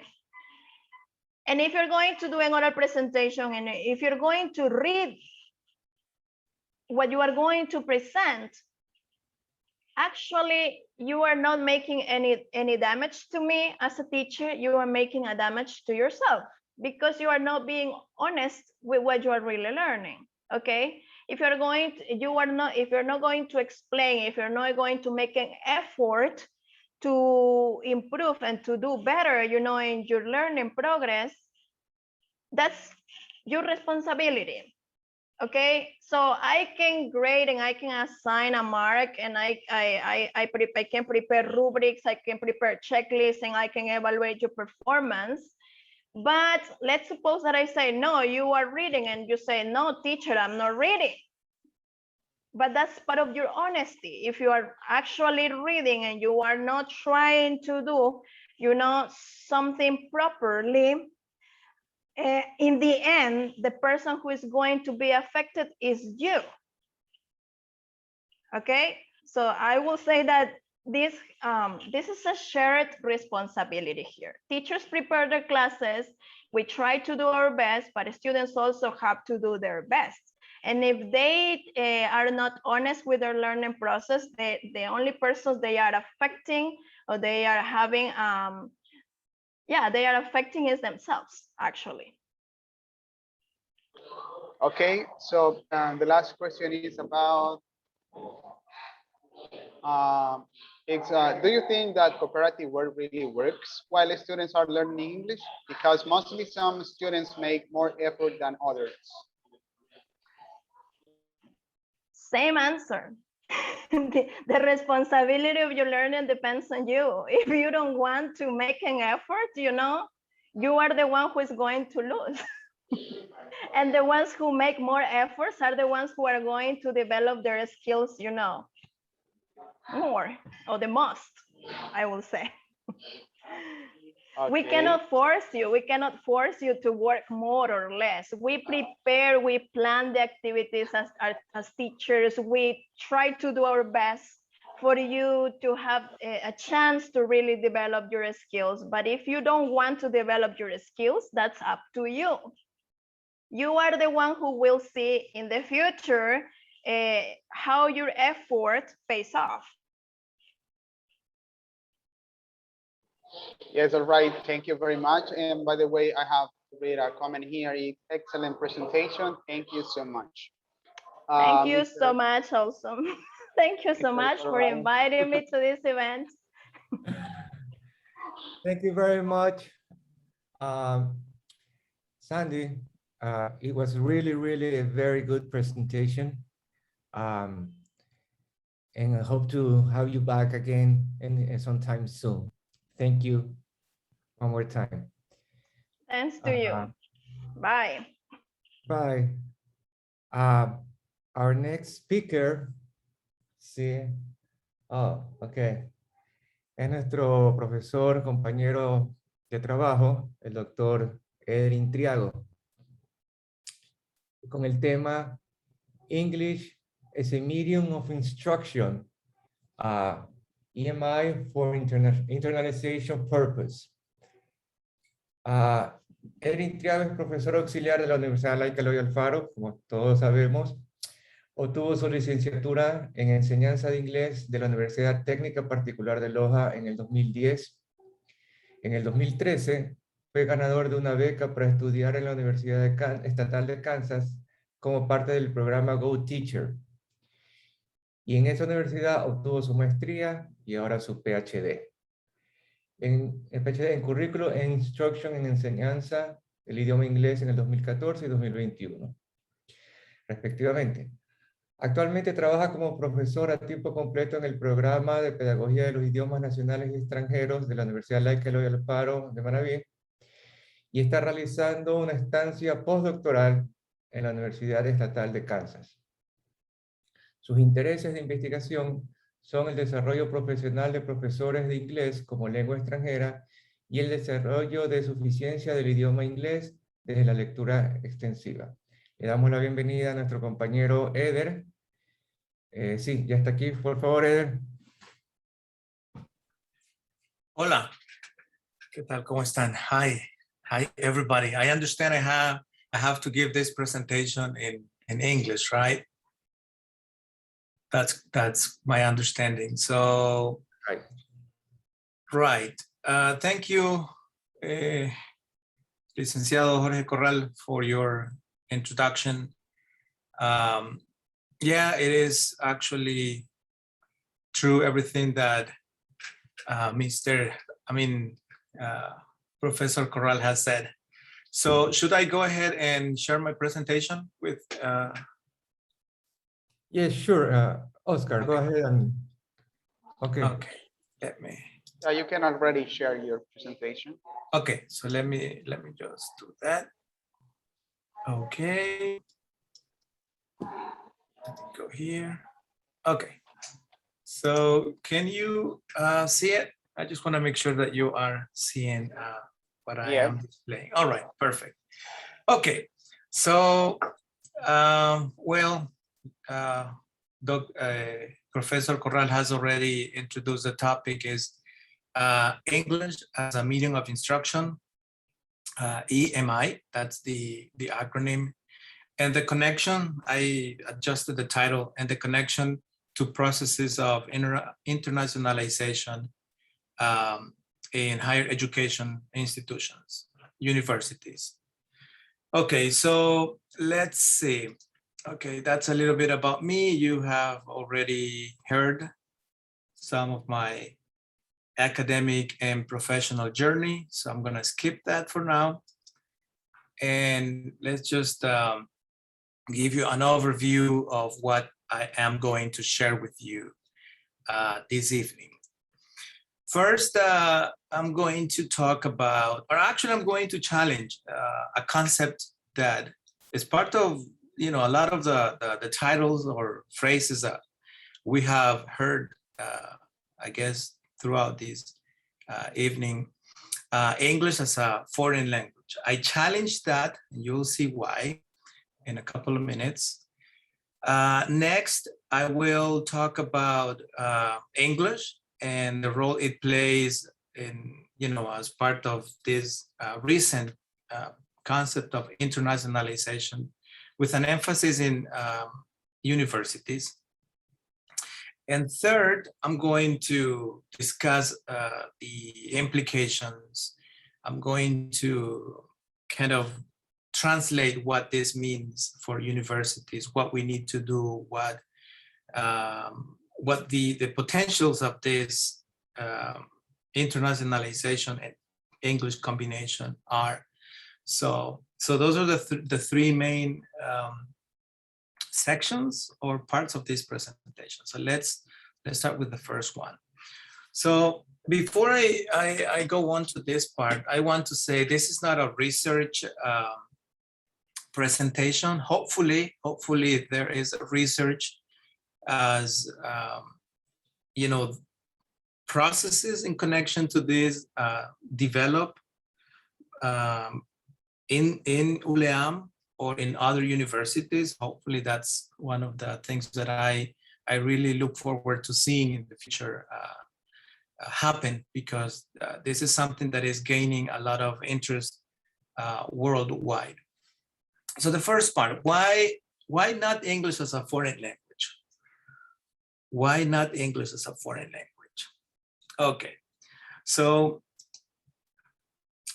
I challenge the idea of teaching English the way it's being taught in high schools, in some high schools, in some elementary schools, and definitely the way it's being taught in some universities.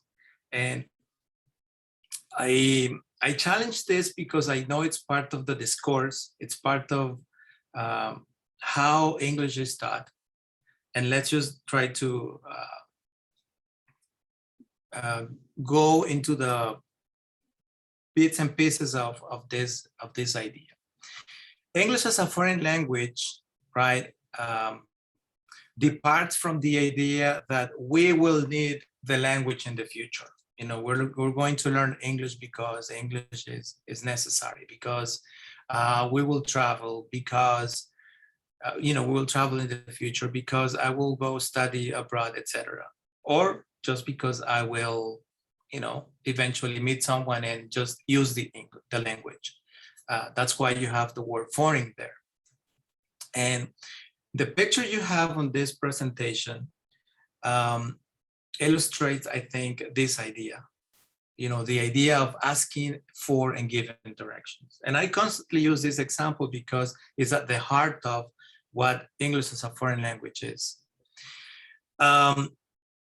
We teach our learners to sometime, help them with directions. But honestly, I have hardly in my like over 15 years actually heard people doing this on a regular basis or ever.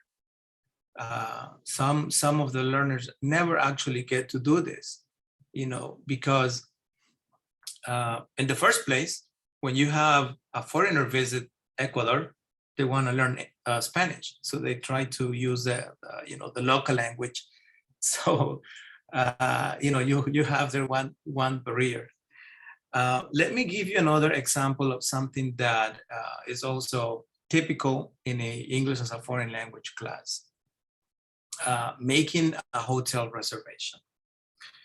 And it's interesting and funny at the same time that you teach this kind of content to learners that are 15, 16, 17 years old and hope to actually use this communicatively, which again, I challenge any teacher to tell me if actually, you know, adolescents ever call to make a reservation in English. So again, I think it's a way that was conceived, you know, because you want learners to use the language, to use it in these acts of communication. But that's something that we need to rethink.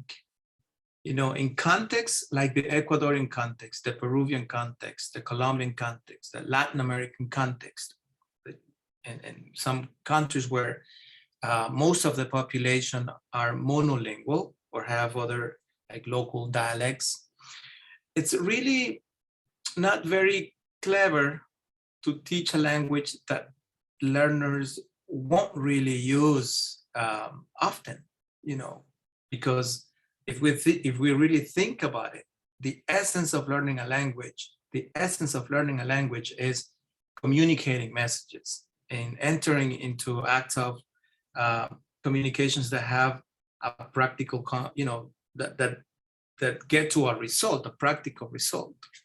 So that's why I challenge this view. And of course, you know, the idea is to generate discussion, to talk more about this, to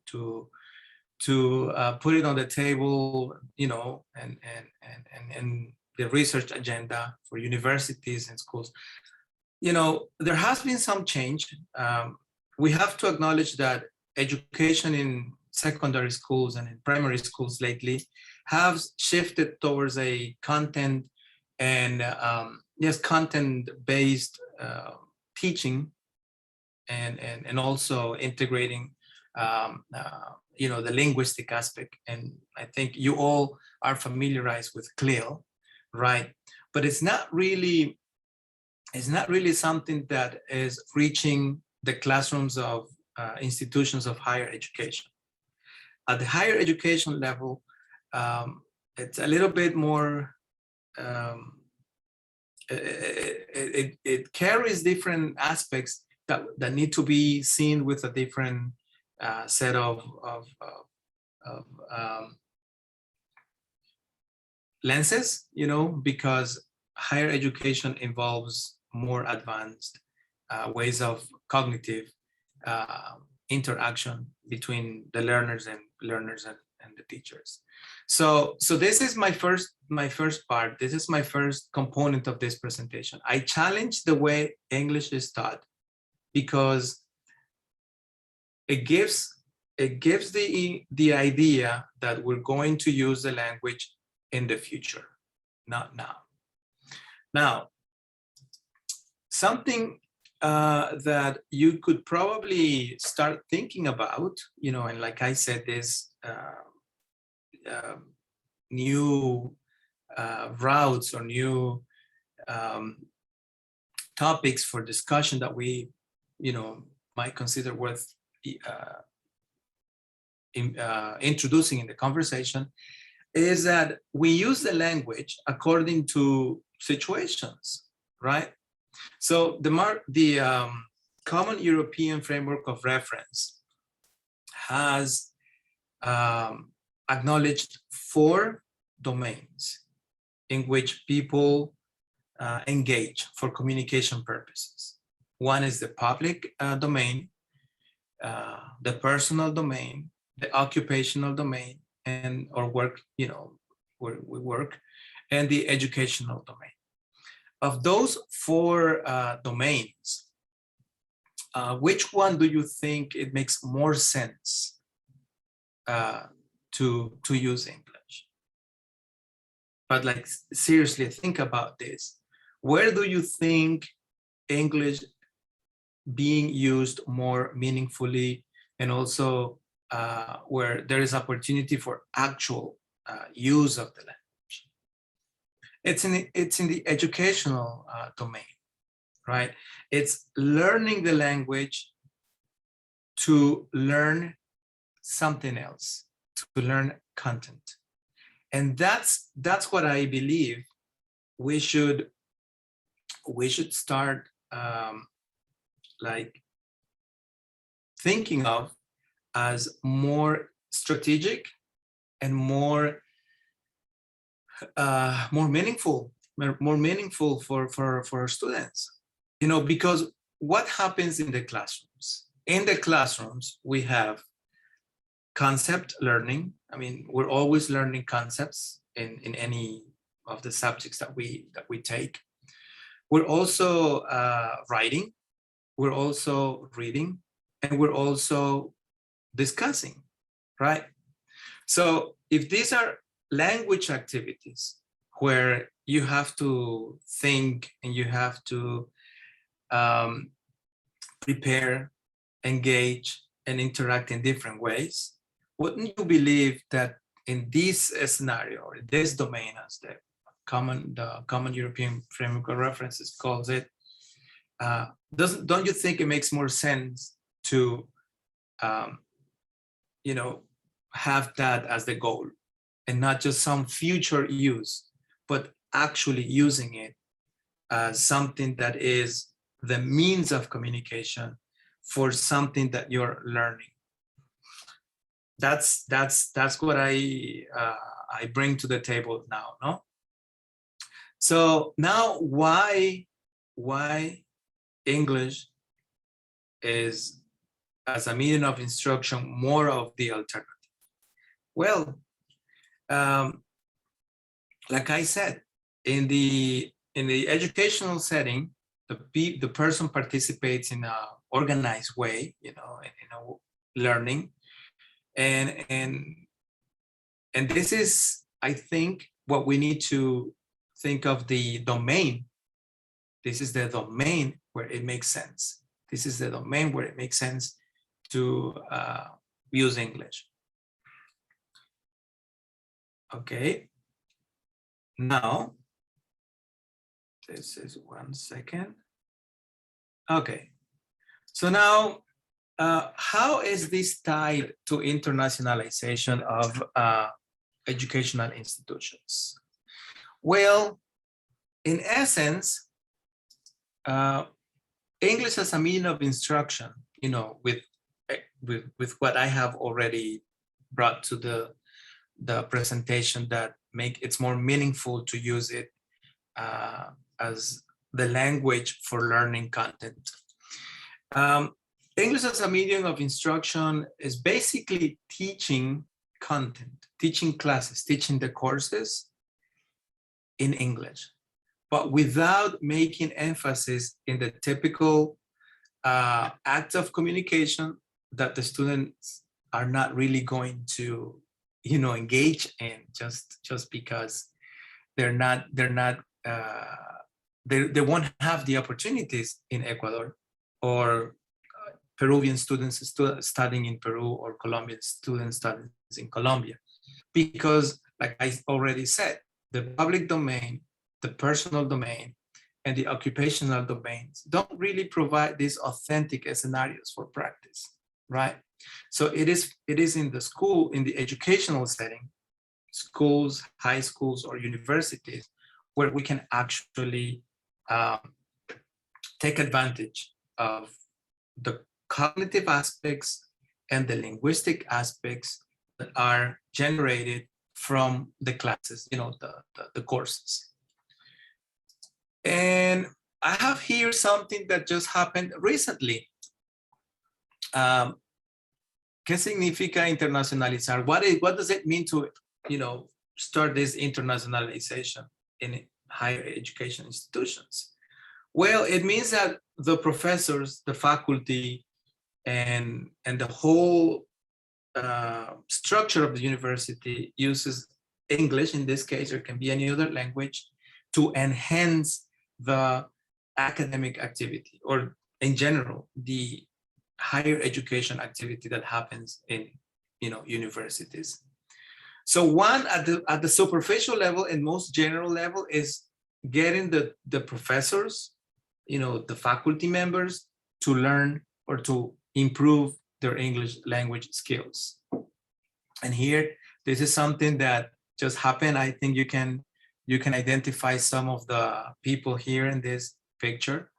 So ULEAM and other universities, but ULEAM specifically, has started these internationalization processes. And we have to acknowledge that English is key in this internationalization process, right? Now, and this is you know, 30 minutes. It's not really a lot of time to go like a lot into detail about all the parts and all the different strands that we can associate with, you know, this combination, English as a medium of instruction and internationalization of higher education universities. But I guess my main goal in this presentation is to start generating thoughts about what it means to make a institution of higher education like ULEAM a university, or, you know, one that is international. What does it mean to be international? Well, to be international means to engage in international cooperation of the sort that takes place in universities. And what is this sort of activities that takes place in university?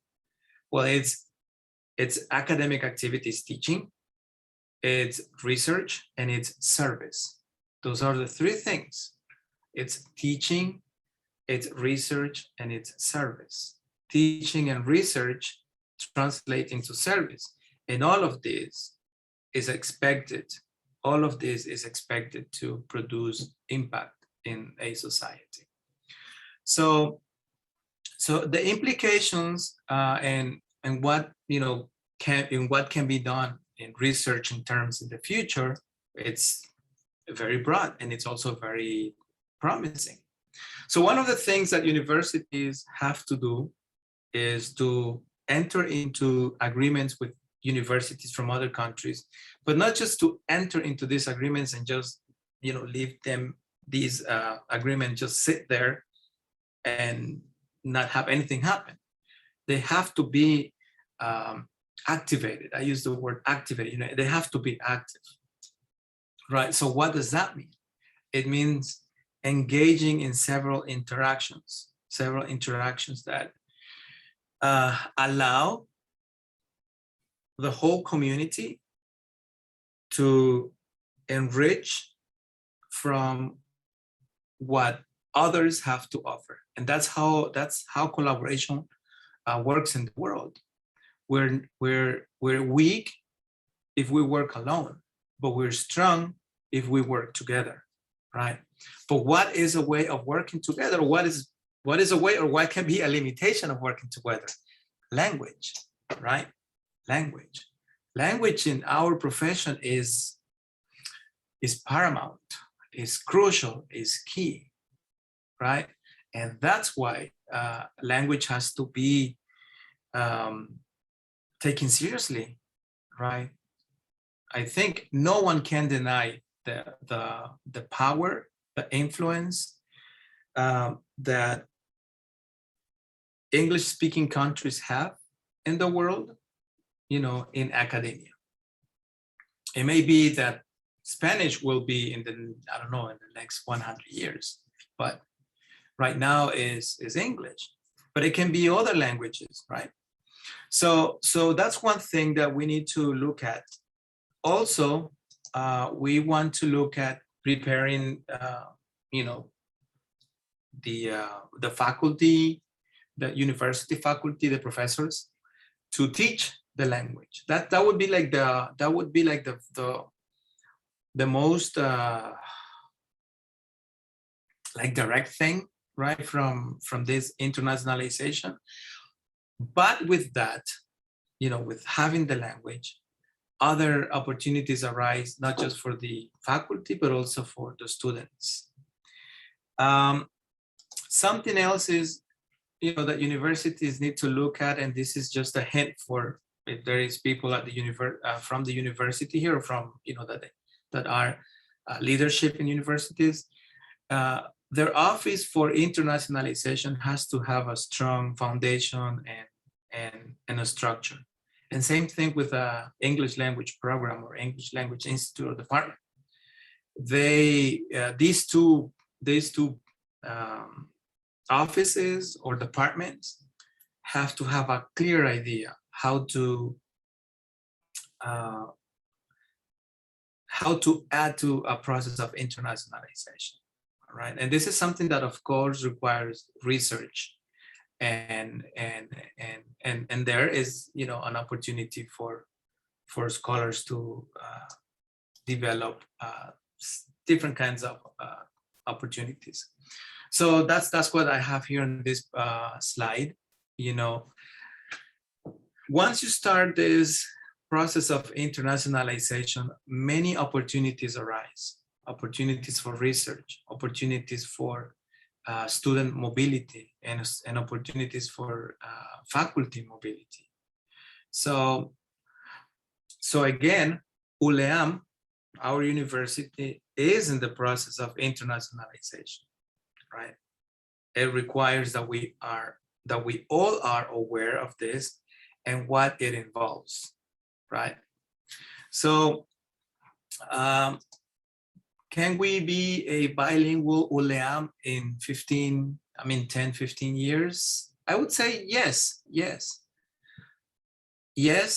but it requires that we start doing this, start bringing this topic to the discussions, bringing this topic to you know, these spaces, the conferences, congresses, etc., and that we start inquiring into it, and that we start learning more about it, and that we start engaging and participating in it. Because, and this is like a message for faculty, message for leaderships, you know, at ULEM and any other universities, because the future lies in collaboration, and the future lies in international collaboration. So that's what I have for this presentation. I hope you had, you know, a good engaging of ideas as I presented this. So if you have any questions, please let me know. Thank you. Thank you very much. Yes, the people that is raising their hand, so you can write your question in the chat box. I have two questions already here. So, sir, you achieved the C2 level of English by memorizing a lot of words. How can I inspire my future students? I mean, if I teach them that English is a saving process of meaning, they will refuse my approach. Oscar, I was you kind of broken up a little bit. Can you repeat the question? Okay. Sir, you achieved the C2 level of English by memorizing a lot of words. How can I inspire my future students? I mean, if I have to teach them that English is a saving process of meaning, they will refuse my approach. Yeah, I can see that on the in the chat. Yeah. Yes. Well, I don't think I learned by memorizing. That's not the way it worked. If you want to know, and I think some of you already know, I know there are a lot of students here. I think I've shared this already. Most of what I learned was through exposure, you know, abundant exposure to reading. That's why, if you remember the intro by Professor Corral, that's why that's one of my research interests. You know, it's by reading, by extensive listening. You know, it's through being engaged in actual, you know, a context that makes it meaningful. What I'm proposing here, you know, that you read, for example, someone in architecture, right? Someone in architecture reads about architecture and then has questions about architecture, or has comments or difficulties, and deals with these with the, you know, architecture professor that, you know, is part of or responsible for a specific course. So how can you inspire your future students? It's a bit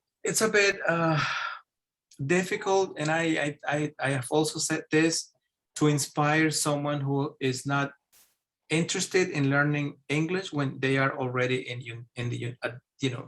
the university, right? We have to acknowledge that English learning English is a decision. Learning English requires effort, and learning English is not for everybody if learning English is not part of your plans as an adult. So I guess the answer I can give is you can lead by example. You can inspire by example. I think I know from experience that when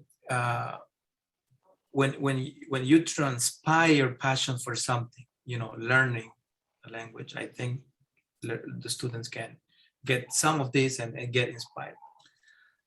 All right, so now let me move on to the second question. Is from Vallejo Ricardo. We miss you, sir. Well, my question is more kind of personal, because what is your motivation to challenge the way the English has been taught? Yeah. See, I think English as a foreign language is a term that has been around too long. And I think that we don't have to be afraid of challenging the status quo of many things. I think that we have to start saying, you know, why is this the way it should be? why not looking at that in a different way? So I think in my case, I have thought about this because I have noticed that when we teach English, and I was a teacher in a high school a long time ago, and I was made to teach that way, to teach how to make a reservation, how to, give directions. And you just teach, but you don't really reflect upon, is this really working? Does this really make sense in Ecuador with children? You start thinking about different aspects. So then, you start like, well, I think this doesn't make sense, So what you have to do is speak up, or, don't be afraid. Speak up, say what you want to say. And of course, prepare, read, and have the arguments ready for the discussions to come. And remember that you don't want to win the discussion. I don't want to win this discussion. I don't think I'm 100% right. I just want you to know about this so that we can have a conversation and we can probably come to a solution. But I don't think, I'm not saying it's wrong. I'm saying I challenge it. I think there are other ways. And that's in a way something that, I have learned as an academic or a scholar, that you don't have the answers. The answers come collectively, but we have to talk about them. Well, time is up, but let me read the last question. So the last question is, the question comes from Tekis Paola. So how do I teach or transmit a good message of that learning English is not good only for educational purposes? How do I transmit the learning is not good only? No, I guess, see, like I said, these presentations are kind of short. My point is not that English should be used only for educational purposes. My point is, it is within the educational context that you can get the learners to develop enough linguistic, knowledge and skills to, for example, make a reservation, right? Because when you study, even within, let's use the example of architecture, you're learning vocabulary, you're learning grammar, implicitly by reading, by engaging.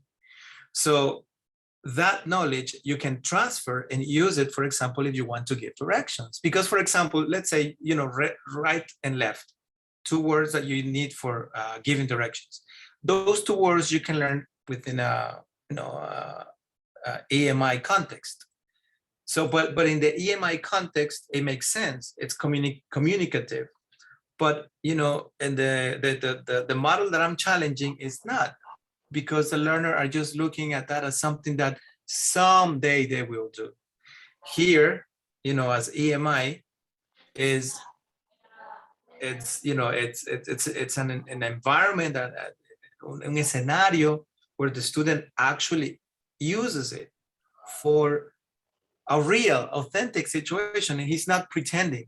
That's the point of this EMI model. Well, thank you very much, Mr. Eder. Mr. Corral, do you want to say something? Thank you very much, Eder, for your presentation. It was really, really good. And well, we move on to our last speaker, and her name is Adriana Carolina Lara, Technology in the EFL Classroom. Adriana se ha desempeñado como docente de inglés en varios niveles educativos. Actualmente es docente de la carrera Pedagogía de los Idiomas Nacionales y Extranjeros de la Universidad Nacional de Chimborazo, en la cual ha impartido varias asignaturas de especialidad. Es magíster en la enseñanza del inglés como lengua extranjera. Ha participado como ponente en congresos relacionados con la enseñanza de inglés.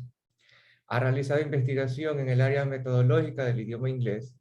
Pertenece a un grupo de investigación de la carrera en la que se encuentra laborando. está interesada en continuar investigando en el proceso de enseñanza-aprendizaje del idioma inglés y el desarrollo de cada una de sus destrezas, así como también sobre las nuevas tendencias metodológicas. Le damos la bienvenida a Adriana, mucho gusto en tenerte aquí. Por favor, pues. Good evening with everybody. Let me start sharing my screen. Okay. Yeah, just a second. I'm about to share my screen. Yeah, there we go. Okay. Welcome to my presentation. My name is Adriana Lara, and tonight we are going to talk about technology in the EFL classroom.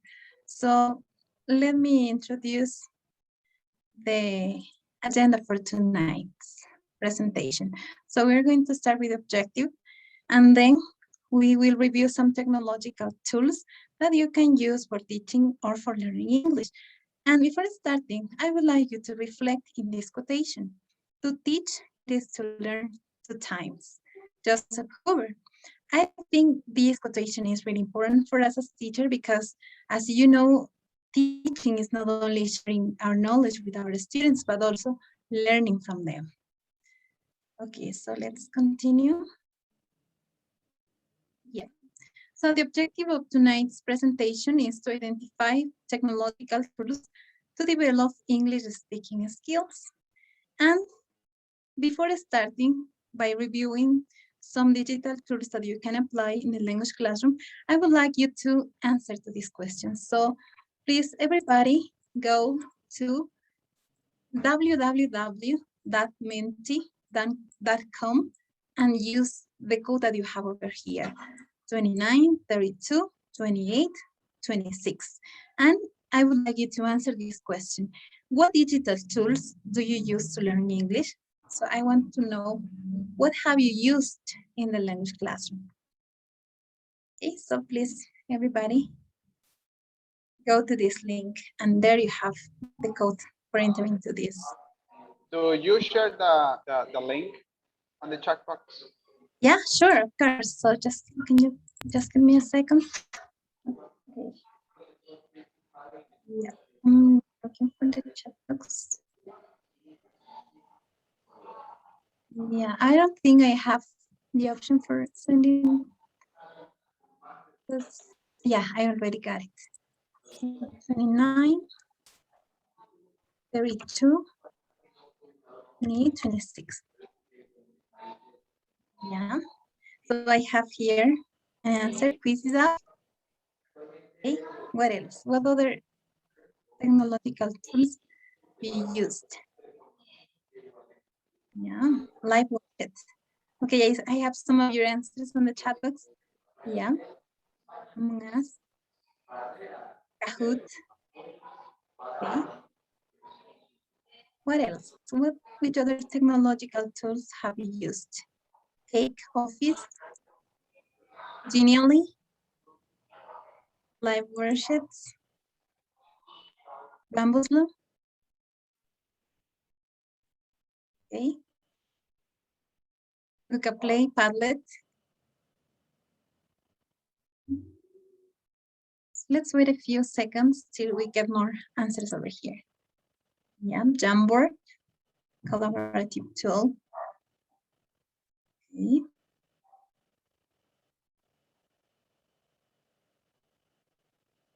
Wordwall. Yep.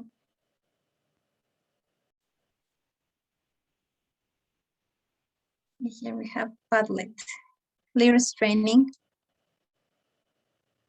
Okay. So let's start reviewing some websites that we can use in our classroom. Let me present it again so we can continue. Okay, so as you will know, at the very beginning of our classroom, we had to use technology because we are working online. And then, so the question is, what can we do with technology in the language classroom? Technology can be used as a teaching tool when working online. It could be used as a delivery system for the English teaching learning process, and it helps us as teachers to facilitate learning. Let's move on to the next slide. Yeah. So at the very beginning of our classes, most of us started with a warm-up. So over here, we are going to review some websites that you can use for creating warm-up activities. The first one is myfreebingocards.com. So let's open it so you can see it. So over here, as you can see, this website allows you to create your own bingo cards, and you can use some categories, some bingo cards that were already created. So depending on the topic you're working with your students, you can choose the one that is the best for you. Or if you don't want to use them, you can create your own bingo card. And the good thing about this website, it is for free. Okay. The other website that you can use for creating a warm-up activity is hangmanwords.com. In this website, it's very similar as the options that Free Bingo Cards provides, because as you can see over here, there are some categories that are already created. So you can choose the category that fits best for you, or you have the option to create your own game. This option allows you to use the words that you would like to play with your students. Let's continue. If you want to make your classes more interactive, here are some suggestions for you. The first one, it's this website, wordart.com. What you can do in this website is to create word clouds. But the different thing about other websites that you can do the same thing, it's that you can select a design for creating the word art or the word cloud that you want, and it is user-friendly. So as you notice at the very beginning of this presentation, I use this website, www.mentimeter.com. So what you can do in Mentimeter is to create your presentation. So the first thing you have to do in this website is to create an account. You have to register for free, and then you can create your presentation. So for instance, over here, you create a presentation and you're gonna have several options for questions. So you can create multiple choice questions, word cloud, open-ended questions, quiz competition, content slides, and advanced questions. So it's gonna depend on what you want to do with your students. It's gonna be very helpful. The students will get to go to this website and then enter to this code, and then they will be able to participate in your class activity. A very similar website as for Mentimeter is directpoll.com. This website, let's see, this website allows you to create immediate or instant polls.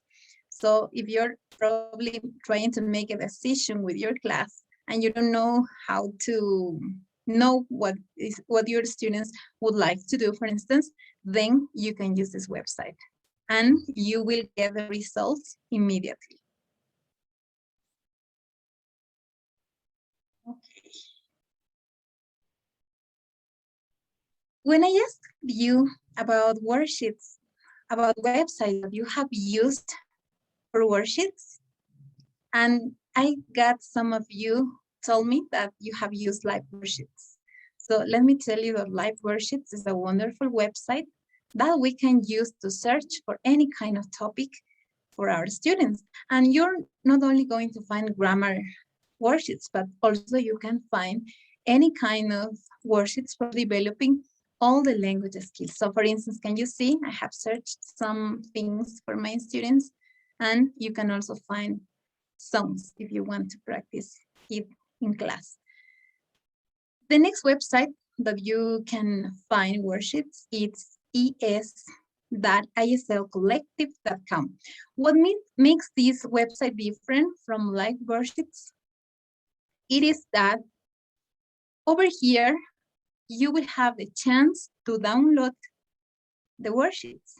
So as you can see, you can search for free ESL resources, and then you will have plenty of documents. For downloading these documents, the first thing you have to do is to create an account. You can register with your Google account, and that would be easy for you to search and download the material that you find useful. A very similar website is bizteacher.org. So over here, it's not necessary to create an account. The only thing you have to do is to search over here, and then you will have lots of resources, and you can download them and then assign to your students so they can work on them. Let's continue. Over here, we have www.teach-this.com. So let's review this website so you can see what you can find over here. This website is very interesting because you're not going to find just grammar worksheets, for instance, but you can also find some board games that makes learning more interesting. So the only thing that you have to do right here is to search the topic that you need, and you will have plenty of options, plenty of resources, and you will select the one that fits your necessities. So these are the websites that we can use for using worksheets in our classes. So as you all know, listening is one of the most difficult skills to work with our students. And sometimes we don't have enough time for working with them in class. So there's the possibility to assign for you some web page so you can find material, or you can also use them in your classes. So here I have some suggestions for you. The first one is www.vonews.com. So in this website, you're going to find recent news, the most recent news from all over the world. And the good thing about this website is that the language that is going to be used over here is going to be authentic language. And that will contribute, of course, for enhancing students' listening skill. Here we have another website, www.5minuteenglish.com. This website allows you to find several ESL lessons. For instance, as you can see over here, grammar, reading, vocabulary, listening, pronunciation, slangs, and idioms. And because now we are focusing on listening, if you make a click over here, as you can see, there are lots of activities that students can practice. And it includes vocabulary that will be useful for them. Okay. This website, Randall's ESL cyberlistening.com, it's very interesting because the good thing about this website is that this website will classify, or it classifies the audios, the conversation, the listenings into levels. So depending on the level you're working with, you can find lots of quizzes. And let's try one, for instance. So here you have lots of examples, lots of topics for you to work. And students are going to find at the very beginning a pre-listening task with some vocabulary. They will find in the conversation, then they play it, and they work answering the questions. And the good thing is not just listening practice, because they can also practice vocabulary, and there's a post-listening exercise. And if you want to provide further tasks, there's an online investigation. So it's a very complete website. In this website, storylineonline.net, you're going to find stories that are described by their author. And you can use it as a listening resource from working with your students inside a class. Let's try the first one, for instance. Yep, as you can see, there's a video. And in this video, the author To appear? starts reading the book. What would he be like? So depending on the level you're working with, you can select Herbert's the panting story that best fits your students' needs. Yep, and there are lots of options for you to choose. Let's continue checking more websites that can be used in listening. Here we have another option, www.eslvideo.com. I have used all of these resources with my students, but this one, students enjoyed a lot working with it because they can find video clips of movies, songs, and they have to watch the video. As you can see, there are videos, and they have to work on some comprehension questions. So this website also divides the video clips into levels from beginning to advanced. So you will decide which one corresponds to your student's level. Check.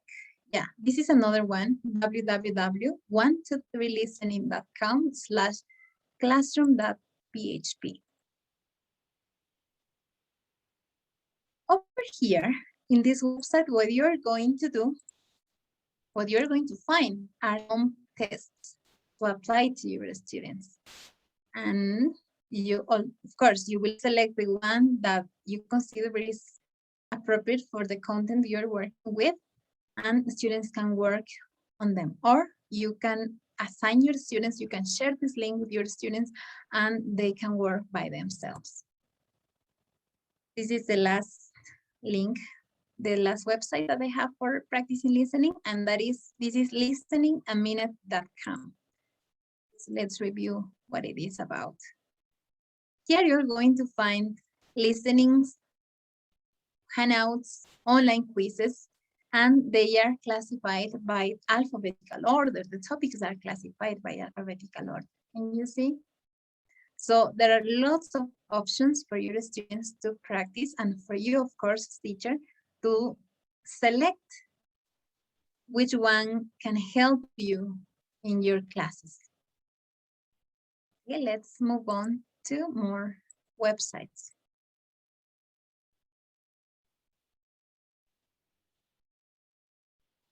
Reading is another important language skills that we as teachers have to work during our classes.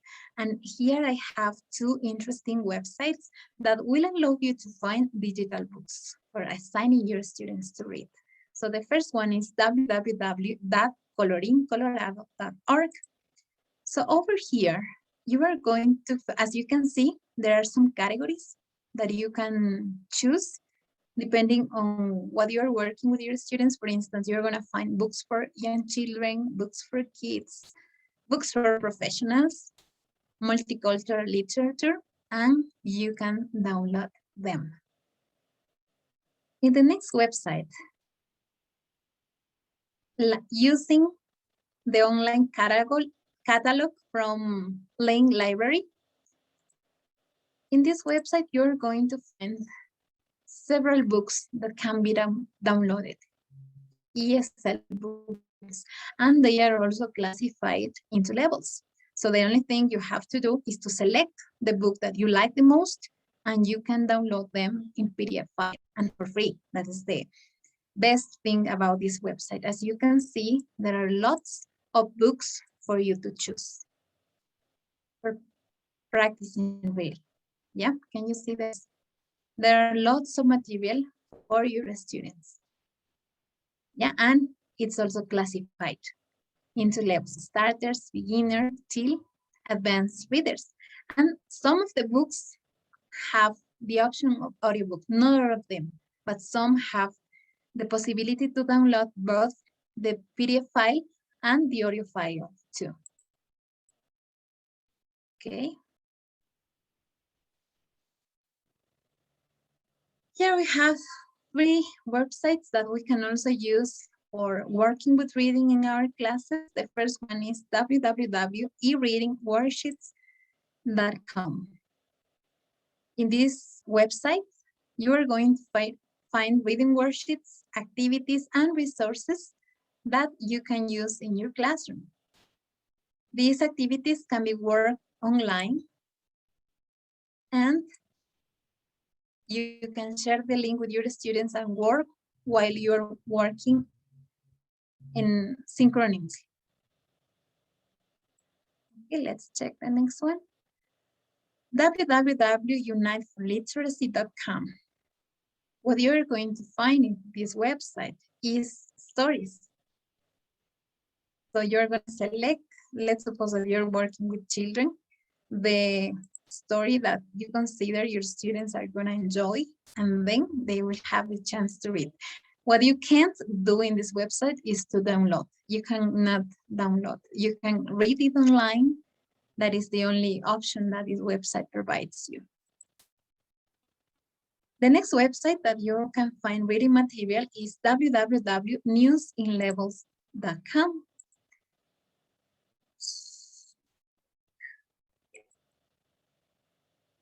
Okay, so over here, as you can see, you are going to find news around the world, and they are also classified into levels. So depending on the level of your students, you are going to select the one that interests you or it's interesting for your students. Okay.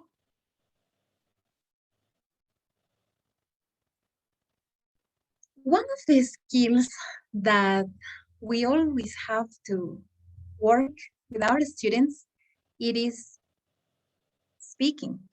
Sometimes when working online, it's kind of difficult for us to evaluate all the students during the synchronous classes because probably we have lots of students and that is not possible. So here we have some options. And before checking those options, one of the main components of speaking is pronunciation. Sometimes we are correcting our students how to pronounce the word, but we can suggest them to use this website, es.uenglish.com, for checking pronunciation. So what they are going to do over here is to search for a word that they are not sure about how it is pronounced. Let's suppose, for instance, that the word investigation, they don't know how to pronounce this word. So they search for it and they are going to find videos. This video will... So they launched a big investigation and they're suspicious. This person will repeat the word investigations and they are going to find more information regarding the word that was searched. Okay. The website www.talkenglish.com will allow you to find English lessons, speaking English lessons. So over here, what the students can do, and you as teacher, of course, can do, is to provide the students with tips for improving their speaking skills and for working with some tasks to help them boost their oral production. Yeah, so as you can see here, we have lots of options for providing our students with some resources for them to practice both in class and at home. And as it was mentioned at the very beginning of this slide, that sometimes it is hard for us as teachers to evaluate our students in an oral way because of the time. What we can do is to make our students record their voices. So user-friendly website, it's vocaboo.com. So let me open it. Over here, the students have the possibility to record their voices. And after they, let me try. So after they finish recording, they stop. And the only thing they have to do is to share the link with you. So they just share the link with you, and you as a teacher, you can listen to it and evaluate and provide feedback if necessary. Yeah, so the good thing about this website is that it's not necessary to download the program, to install a program. You just have to open the link and then start recording your voice. Let's continue. You have 5 minutes. Okay, to- thank you. Thank you. So here we have some websites for improving, for working with writing. Storydumper.com allows you to create some books, and you can ask your students to work on writing activities over here, and they can share with you the link. The same thing is storybird.com. You can assign your students to create any written material, and you can evaluate them by sharing the link. Okay, so let's move on to the next slide. If you want to work with games in your classes, here we have some interesting options. So the first one is worldwall.net/es. What you can find over here, what you can do over here is to find lots of activities depending on the topic you're working with, and they are for free too. Jeopardy Labs is another website that you can use for working with games in your classes. You can create your own Jeopardy game, or you can use the ones that were already created over here. Here we have another website, www.educandy.com. You will find over here some resources for playing with your students in classes. Okay, the next one is www.gamestolearnenglish.com. As the previous website, you will find several activities for practicing with your students and helping them develop their language skills. And if you want to work collaboratively with your students, here I have some options for you. Some websites that allows you to work with your students in group. The first one is jumper.google.com. Students have to use their Google account, or you as a teacher can create the Jamboard and share the link with your students, and students will start working together. As you can see, I have some examples from my classes. Padlet, I think that somebody mentioned this website. Padlet is a very interesting website too, because then you're going to create a Padlet for free. You have like 6 Padlets for you to create, and you will have a dashboard. Over here, the students will have the possibility to upload documents, to share videos, to upload their voices, and that is good for collaborative activities. And in linoit.com, it's a very similar website to Padlet. Students will have the same functions as Padlet. They will have a dashboard. You have to create first an account, and they can start sharing content in this dashboard.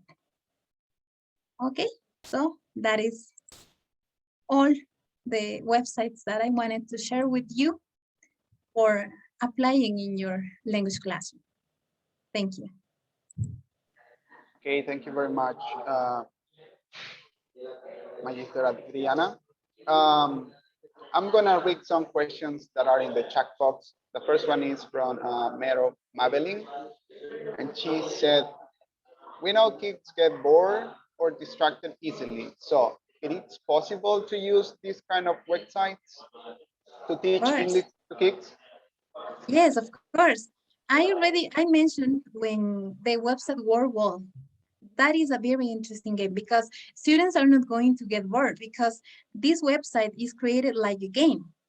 So they have, if you're working with children, these kind of activities have some, for instance, some pictures, a sound that we call students' attention, and I'm sure they will enjoy it.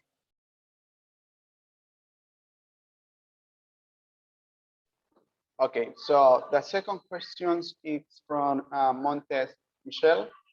She said, what happened in a student if teacher avoid the warm-up or motivation step?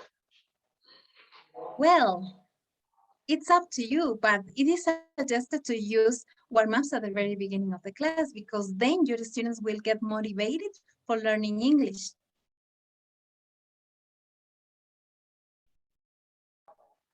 All right, thank you very much. I think there's no more questions here. Well, it's Mr. Oral there. I think it's not. Hola, hola. Okay,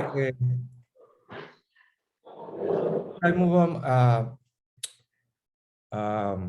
Oscar, I see some comments related to the form that I have sent on the chat. I think some of your classmates are having problems, so I don't know what to do, whether to resend it or you can.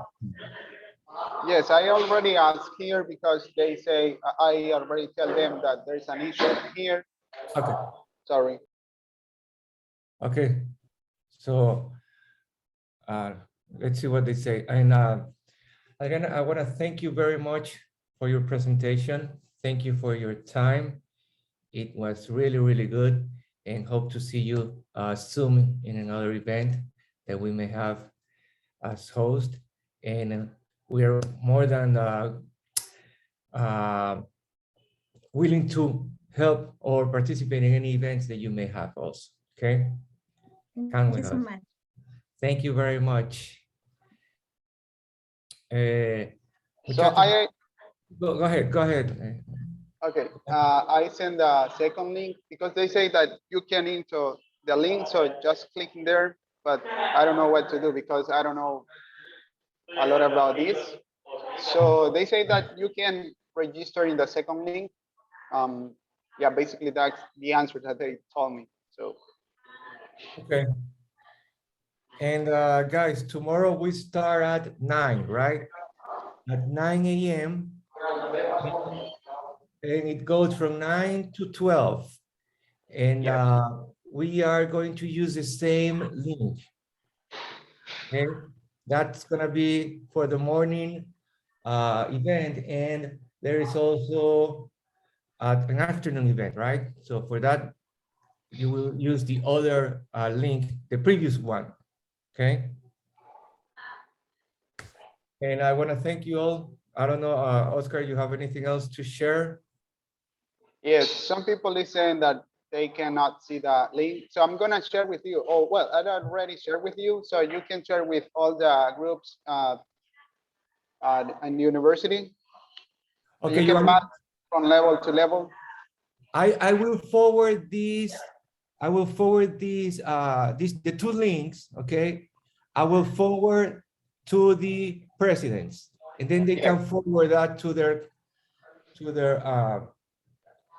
classmates. Bear with me just 1 second, okay, guys. Bear with me just 1 second. Let me forward this.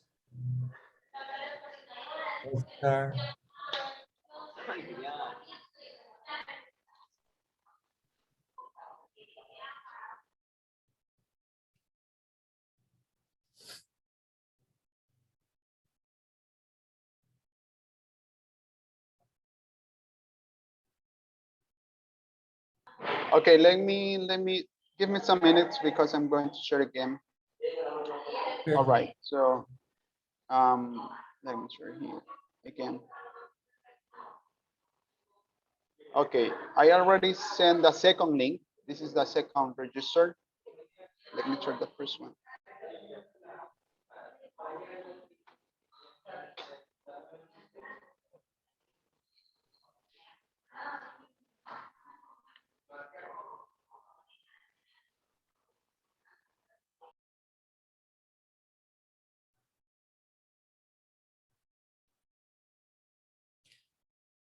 So guys, I just forward the two links to the chat, presidents, okay?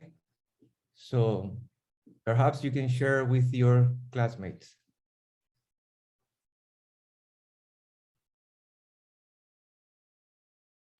So I think I have the first link. I'm gonna share the first, and then I'm going to share the second, and people can register in the two. Okay, you're gonna share it here. Yes, the chat box. Okay. Okay. Okay, the first link is it ends in 8, so you can see the first link. Yeah, it's a formulario para asistencia 1 de 2. That's the first link. And the second link is, let me show you the second link.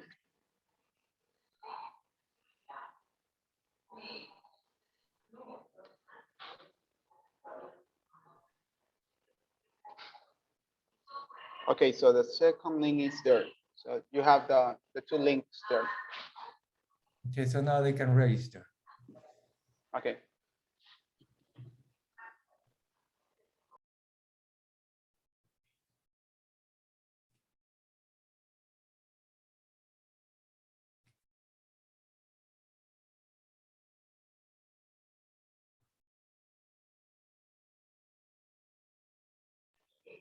So can you give final words to wrap up this session? So hopefully now the two forms will be working and you guys can register your assistants. And we hope to see you tomorrow. Again, we start at 9 and from 9 to 12, taller técnico, and in the afternoon we have a final speakers. Thank you for being here and hope to see you tomorrow. Okay. Have a good night. Behave. Thank you.